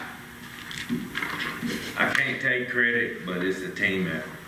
You made it clear. Thank you. Okay, Chief Bergman, Good morning. you and again, have nothing on here. I'll be short as well. Mine is just a department update. Tell you a little bit of things what's going on in the department for the past month. We had Christmas in July for our Lincoln County Toy Drive. We all met out at Dairy Queen. They gave us 10% of their proceeds between some hours, and we also took up some funds. We got about $250 in cash and about $120 from Dairy Queen and about $2,000 from a church. So we had a good event. It was great to have that in July. The other one also update is to give you all a little bit of update of how a selection on assistant chief is going and how the processes go in effect. So we talked with MTAS and asked them the best way to pick a candidate on this. So we are doing a California Psychological Inventory exam. This is an exam that pulls leadership. It also pulls decision making and how that candidate scores in that areas. Then they'll go into a panel interview, and if they score in all three categories, then we might potentially have an assistant chief. I hope to have that done by September. And again, if it doesn't, we'll get with them tasked and go outside of the department. The other one, we had 3 individuals in TFACA at our pumper operator driver course. One of those is already an engineer, the other one's a lieutenant, the other one's a firefighter looking to potentially be promoted one day. They're doing fantastic. Again, I'm very privileged to have an instructor text me on a Saturday and says, hey, wait for Fayetteville to represent at TFACA. He said, your guys and gals showed so much respect and very smart in the field, and it made me very proud of those 3 individuals going. The other one is a little update on our turnout gear. I know we passed this budget that we're going to start a new process on our turnout gear. We're in the middle of that, looking at different vendors to see what our best bang for our buck is on turnout gear. So we're almost close to making a decision on that and get that ordered, get them sized up, and we can start getting a rotation. The other thing is our department is running very well. We're fully staffed minus the assistant chief job, so I'm glad of that as well. We also, even though chief kind of said police department only, we're also going to be cooking at Fayetteville Middle 14th. I think EMS, I won't leave them out, chief. EMS is also going to be helping us with that as well. But again, it's the emergency services, we're a team, no matter what hat you wear, and I'm very proud of that as well, because in the past it used to not be that way, and now it is, and it's if you're talking about the police department, you're pretty much talking about the fire department as well. So, and I like that. And that is my report. Thank you. Thanks. If you have any questions. Oh, I think the chief has a word for you later. That's never days. Okay, so now that moves us down to finance. Kevin, are you up first? Yeah, thank you, Mayor and board. For item number 1, under the finance report, I have been working alongside with Attorney Hill and some with Monica, but we have this ordinance that was passed in 21, in the fall of 2021, going way back. But this ordinance, we have had to use this ordinance over the last, especially 2 years when we had an interim and when we had termination in order to fill gaps. The problem it has proposed for me as city administrator over the last 2 years, we probably have been hit hard in all departments at one time or the other, and filling an interim, pulling someone, and I use Debbie as an example. If I pull her in technology, sometimes other parts of her position is not really covered. So she's trying to do 2 roles. So what I'm proposing, what I'm asking the board is to amend that resolution or that ordinance and first allow this in case of we have somebody who's on medical leave, because we do have some instances where people are on leave for 6 weeks to 2 months. And also to add where we can have a secondary person under number 4 that will allow a 10% increase. And that would allow, if I pull Debbie in a position, that if we had to get somebody else to help fill that in a secondary form, that person can be compensated a little bit, and we can try to cover all positions. And the reason I bring it up today, we do currently have 2 positions that are, and possibly a 3rd, but we do have 2 positions that are out of medical leave, and we're also going to be able to pull staff in certain places, and we can allow compensation a little bit, and that this ordinance will allow. And I entertain any question to clarify what I just tried to state.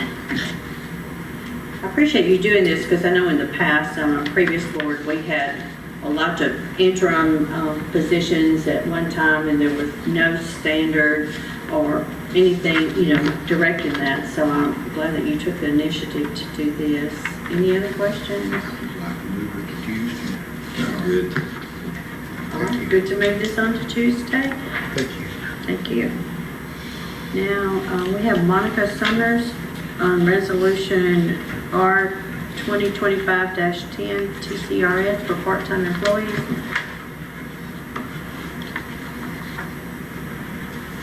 So I'm guessing I'm here for a little bit of clarification.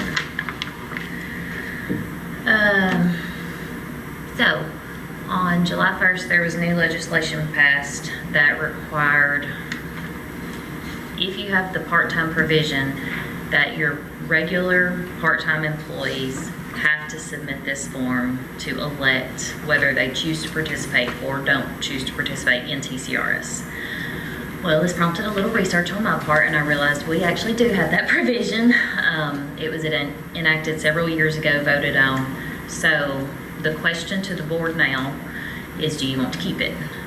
James Armistead, who is with TCRS, he sent me a sample resolution, which may or may not have been uploaded, if you choose to do away with it.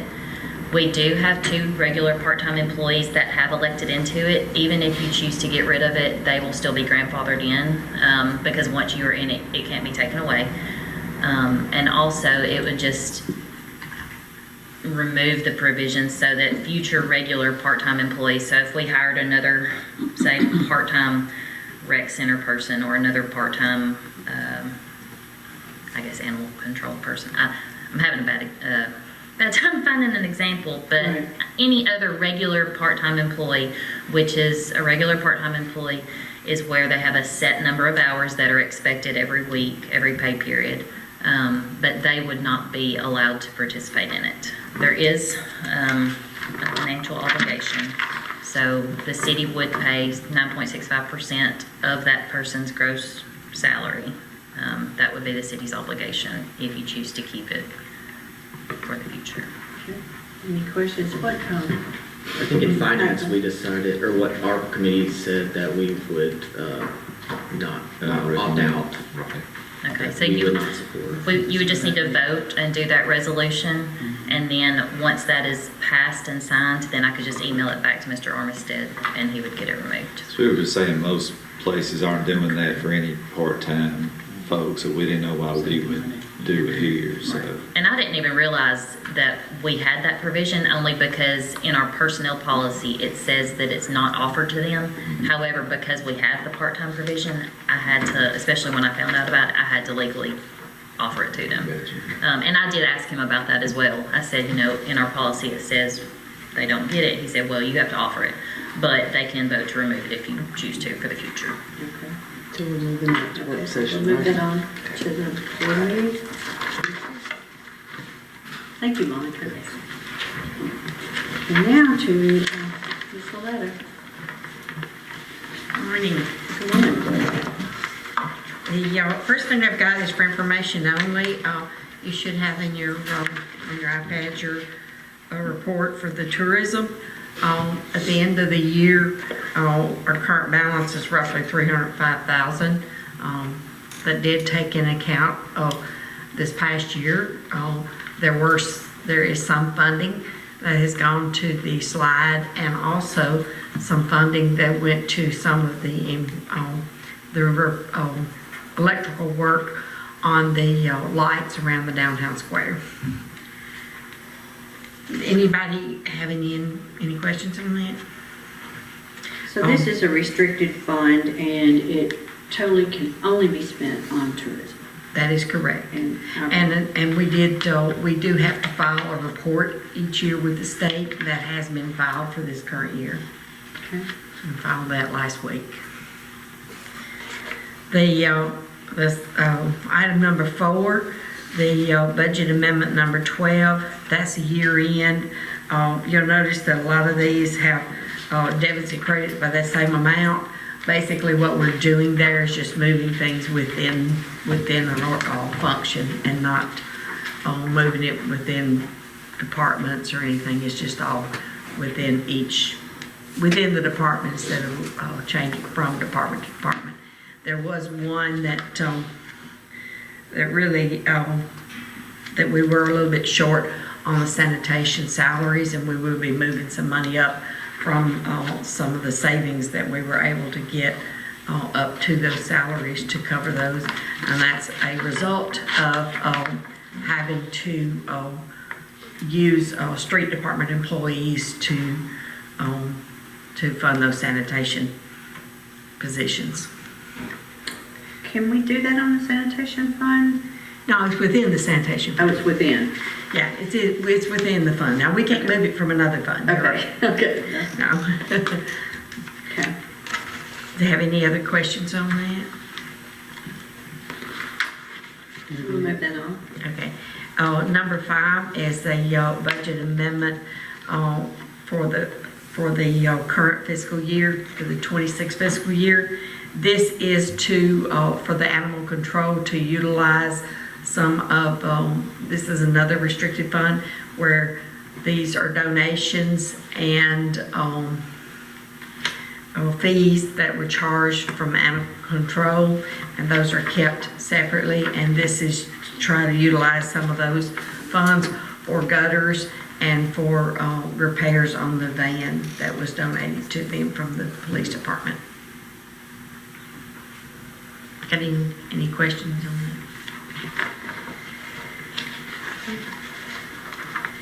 Okay, the next item is item number 6 is the cuts to cover the shortfall. I think you've got a list of those in your packet. The one thing that I did want to note is that in these cuts, there are no positions being cut or any salary decreases anywhere in those cuts.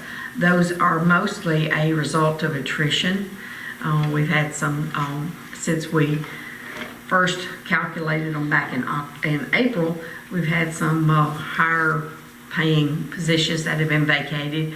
And so we've just done some redistributing. And so this will allow us to be able to do that and without any kind of anybody, no staff decreases or cuts.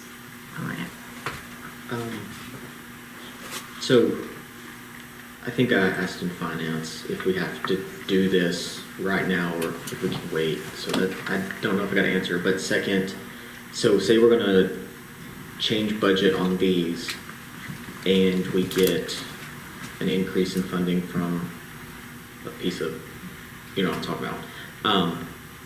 Do we go back and give them this back, or what's the plan? Are these something that really should have, are cuts that probably could have happened to like be more efficient, or are we going to have to fund these back once we see an increase in funding in the general fund? Your question is, if we get a pool of funds, Yeah. do we have to give it back? No. Would the plan be to then do a budget amendment again and give them all this back? Well, 65 of it is just savings on salaries, so we wouldn't have to give that back at all. So that's a cut in Yeah, efficiencies. we're not going to utilize that. But let's say the board could authorize to go back and say, hey, you know, we would like to fund, let's say David Turnout Gear. Let's say we would cut it, we're not, but if we were, we could say that we would go back and do that. So the board has the authority to do so. But most of them are efficiencies, aren't they? Like charter Right. cable, we were saving $250 per. Yeah, that's my Right. point. Is like, Yeah. really, was this an efficiency cut that probably should have happened at the beginning? Right, right. Or are we thinking we're going to have to fund these eventually, or we really think this is going to be our new base moving forward? Well, I think it depends on item by item. Like, for instance, there is one item in planning that they have they've delayed, and so that later they will come back and do that and another year, and like digitizing the archiving their maps. Right. So in that case, we would be coming back later and putting those funds back in. Probably not in this fiscal year, but that would be something that we would want to pull back in at a later date. Okay. Yeah, I'm just trying to understand from the list what I should mark on what we should plan for when we either do our next budget or if something happens. Yeah, and like you said, some of these were results of efficiencies or I'm going to say attrition. Some of the things that where we had some higher paying jobs that were vacated and they moved things around, and so that we're able to utilize those funds. So those funds would have been left had we not. We wouldn't be using them.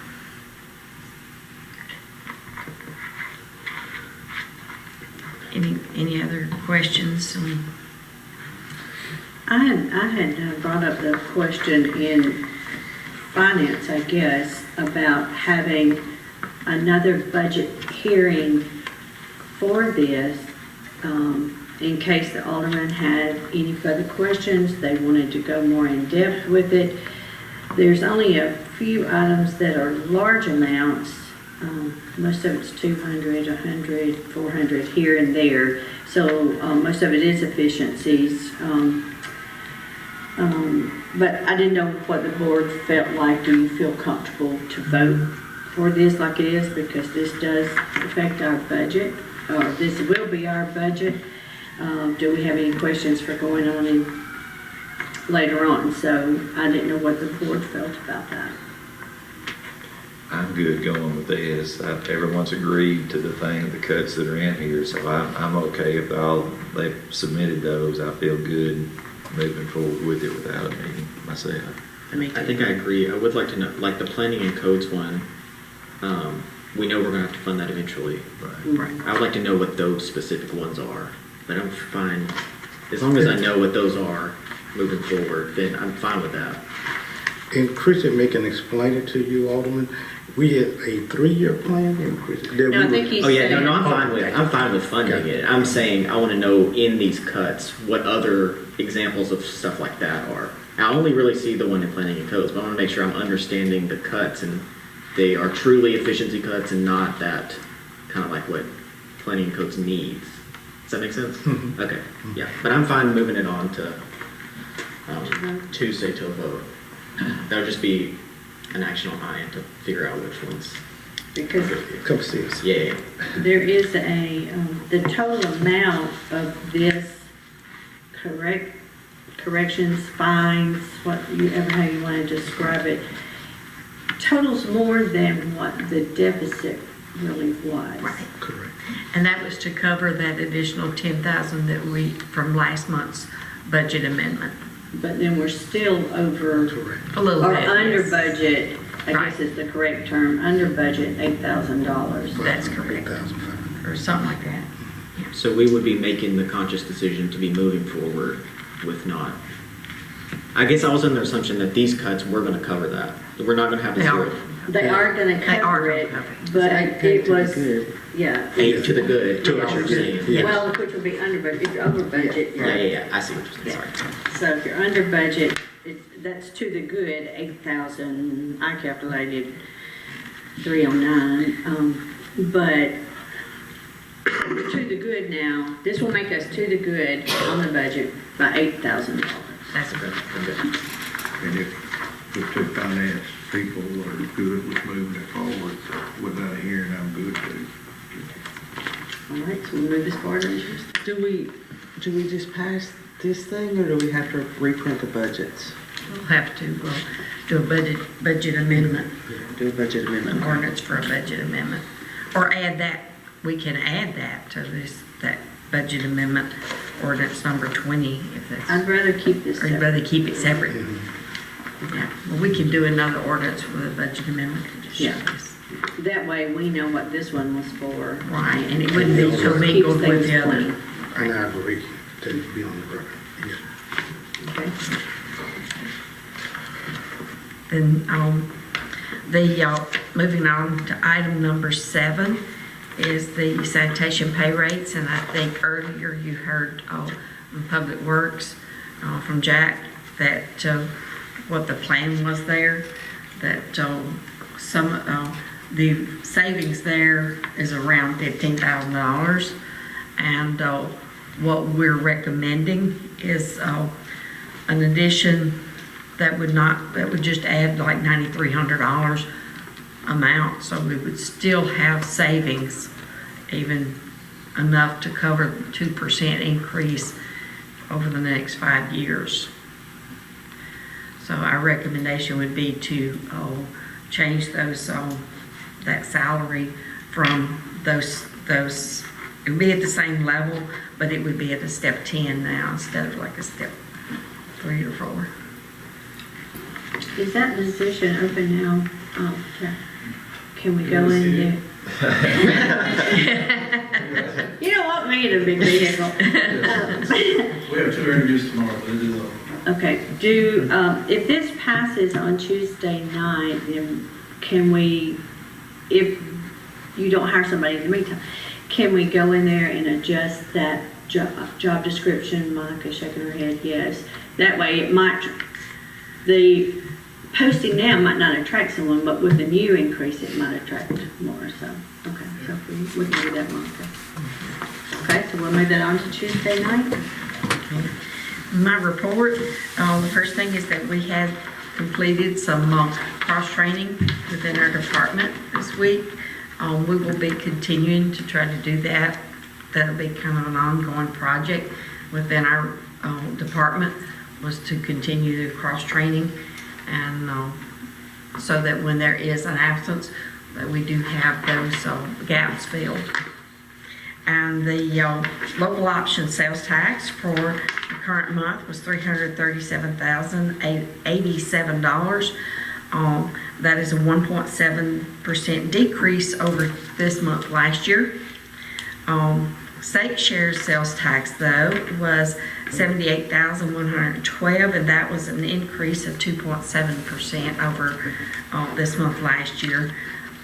Occupancy tax was $18,337, and that's a 15% increase over this month last year. And that's where that helped. If you noticed in the tourism spreadsheet, that did help increase those balances, having that increase. And that is my report. Anybody got any questions? Any questions? Okay, thank you. Now, the grand finale will be the city administrator's report. Thank you, Mayor. Benny said he will be short, and I am short. So. but we'll start out, if I may. I'm going to ask Debbie to introduce our new technology team member. He's been here, but I don't know what he's been formally introduced, so I asked Debbie, will you start out with that, please? I will. He's not here right now. Yes, he is. Oh, is he? Oh, he's not. All right. He had to leave and go out to animal control and meet local gov and stuff. But our new IT guy is Jonathan Maldonado. He started July the 14th, I believe. He's in TCAT right now, and he graduates August the 26th. He's doing a great job. I think everybody's very pleased. He's catching on. Jerry right now is coming and doing some training with him. So y'all be sure and welcome Jonathan. Hey, welcome. Welcome. And you will hear more from him in upcoming months. He's been here and running. I think he has touched every department so far, so we are pleased to have Jonathan on the team. And continuing with the report, we've been meeting very often on the transition of animal control. We're almost at our 2-year point that the city and county has inherited. We've been meeting with the county basically every 5 or 6 weeks, have developed a new relationship with the Humane Society and working with them. We have a new person as a part-time who will be doing some outreach and also some communication. Her name is Ms. Fitch, I think. And we met her yesterday, but she's out working. The Humane Society, the Animal Control had their first adoption fair on Saturday. They were able to adopt half. So they're working, Chief Jennings and Commander Andy, they will be taking over as of October 1st, but we're pretty satisfied how that is going so far. As far as we had mentioned, and thank you for the stifling ordinance, we're working on an interim plan. I guess a couple of years ago when we had 3 or 4 positions at a time that were dealing with interims, I gave you all a report. So I will be emailing you a report within the next week on how we plan to operate through this period. And I'm going to do that because it's a personnel matter rather than give you a verbal report. We're focusing really on building security right now, basically here at the municipal building and at Parks and Recreation, but one of our goals in the first quarter of this fiscal year is to have the buildings secure. So that's one of our main objectives right now. We're working hard on that, so you will see action on that. And finally, Loretta gave a great report on finance. We're putting a lot of emphasis on finance over these next couple of weeks. We're doing the closeout. We're meeting with our new auditors and just trying to do what we need to do with the state to make sure we're secure. And if you all have any questions for me or anybody on the team, let us know. All right, so that concludes our meeting today. It's considered adjourned.